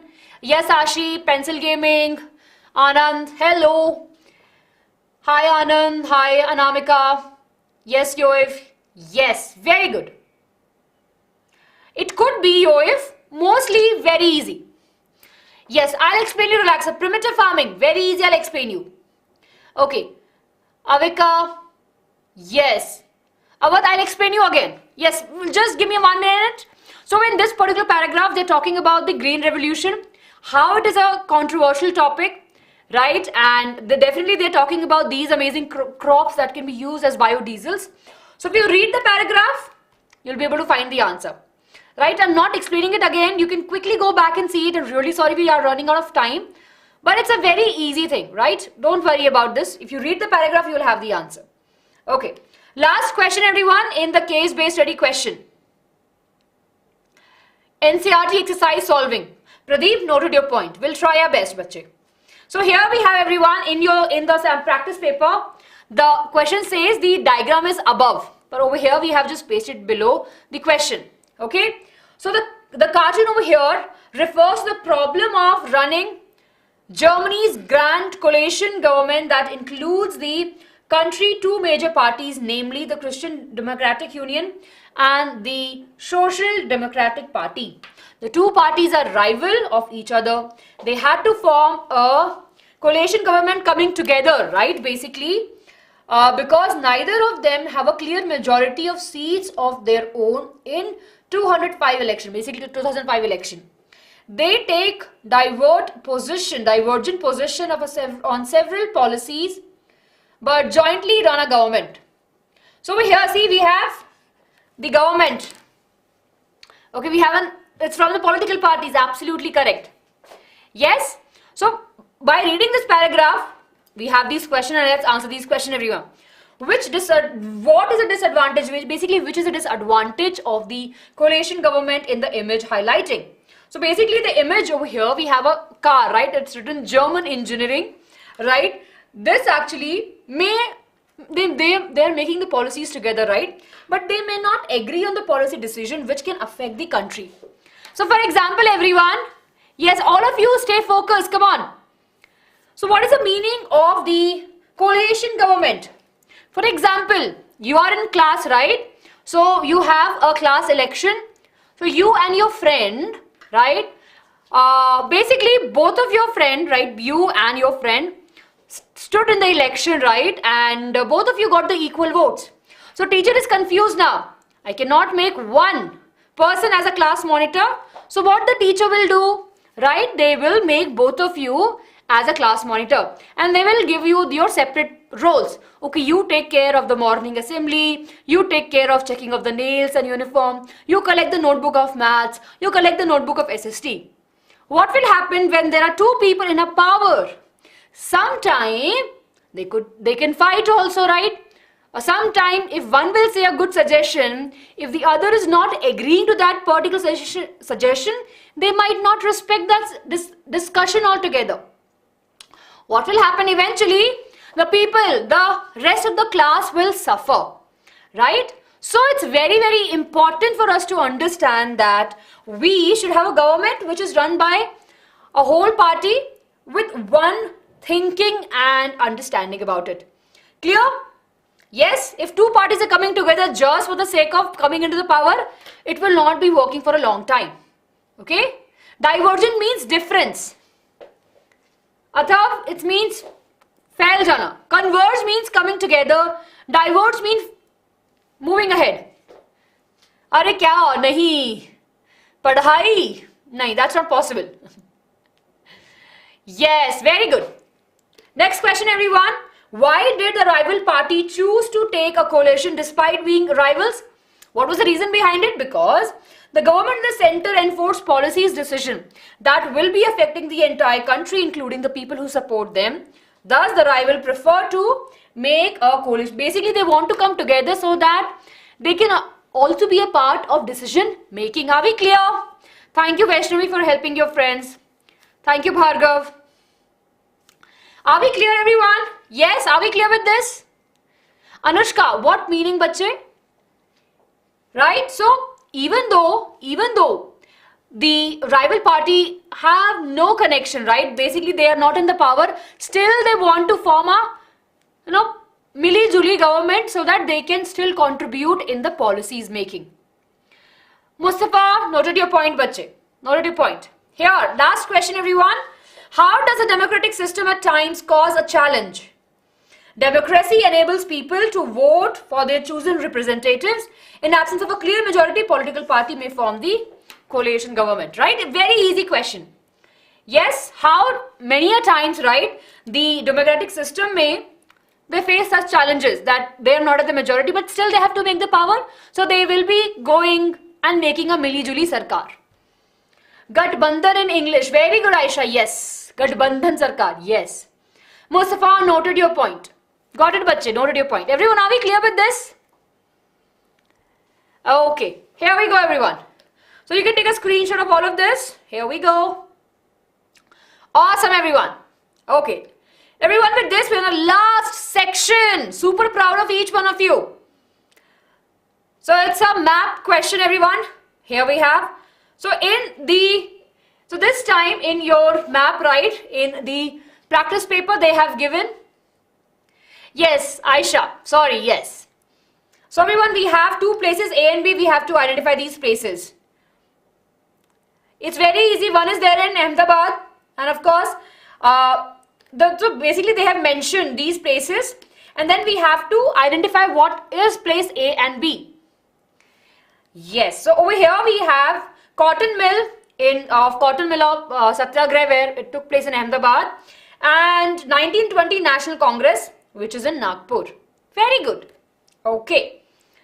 Now over here we have an outline map of India, and we have to locate any three of the following. Okay, so we have, see over here, everyone. So this is there in your textbook also. Very good, very good. So in the history, they just have 2 marks question. Okay. In the history, there will be only 2 marks question. In geography, we have 3 marks. Clear, everyone? Are we clear with this? So in history, they will be asking you where the National Congress happened on this in this particular year.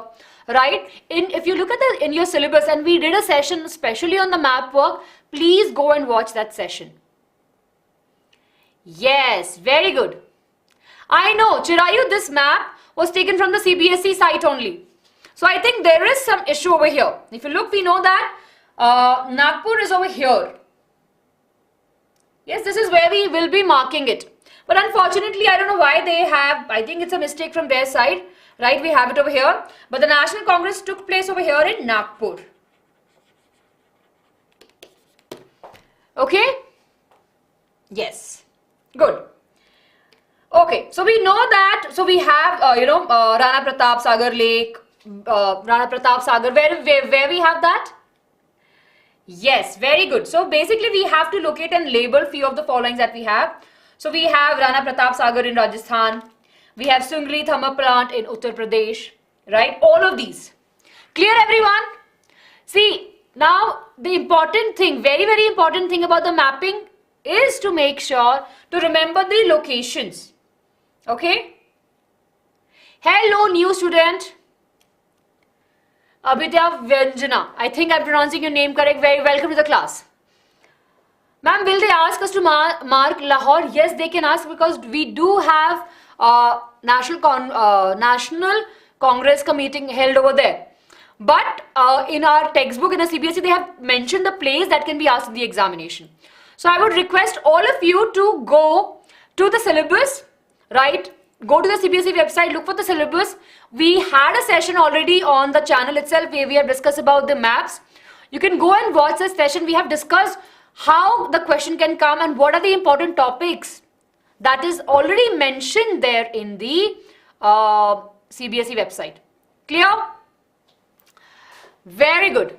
Picture-based questions. Yes, we do have some picture-based questions in the basically in the 1 marks question, right? In the MCQs, we have the picture-based questions.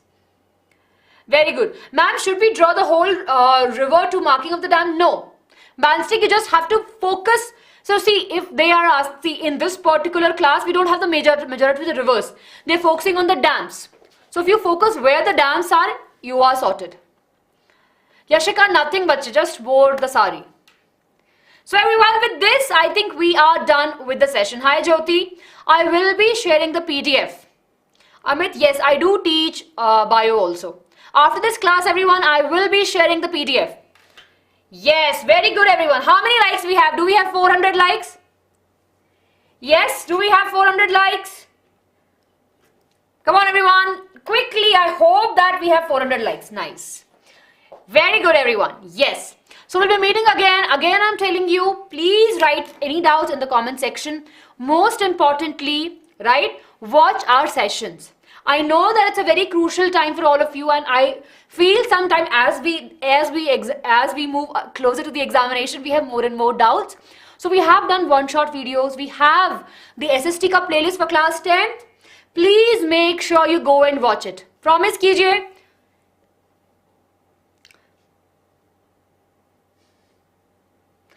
Ab Hunter aisa to, it's up to you, but was not ignoring you. Yes. Yes, maps are not difficult, bache. If you practice them, it's easy. Okay. Right? Promise. Very good, everyone. So please do read. Jo bhi humne bola hai, please do that, and I'm sure you will be fine in your examination. On that, everyone, I'll say bye-bye, right? Please make sure you hit the subscribe button. If you're new here, Jyoti, and there are so many of you who are new here to our class, please do take a moment and hit that subscribe button and watch our classes. We will be coming again with amazing classes for you. So do take care of yourself and keep on learning with BYJU'S. Bye-bye, everyone. Lots of love. Bye-bye.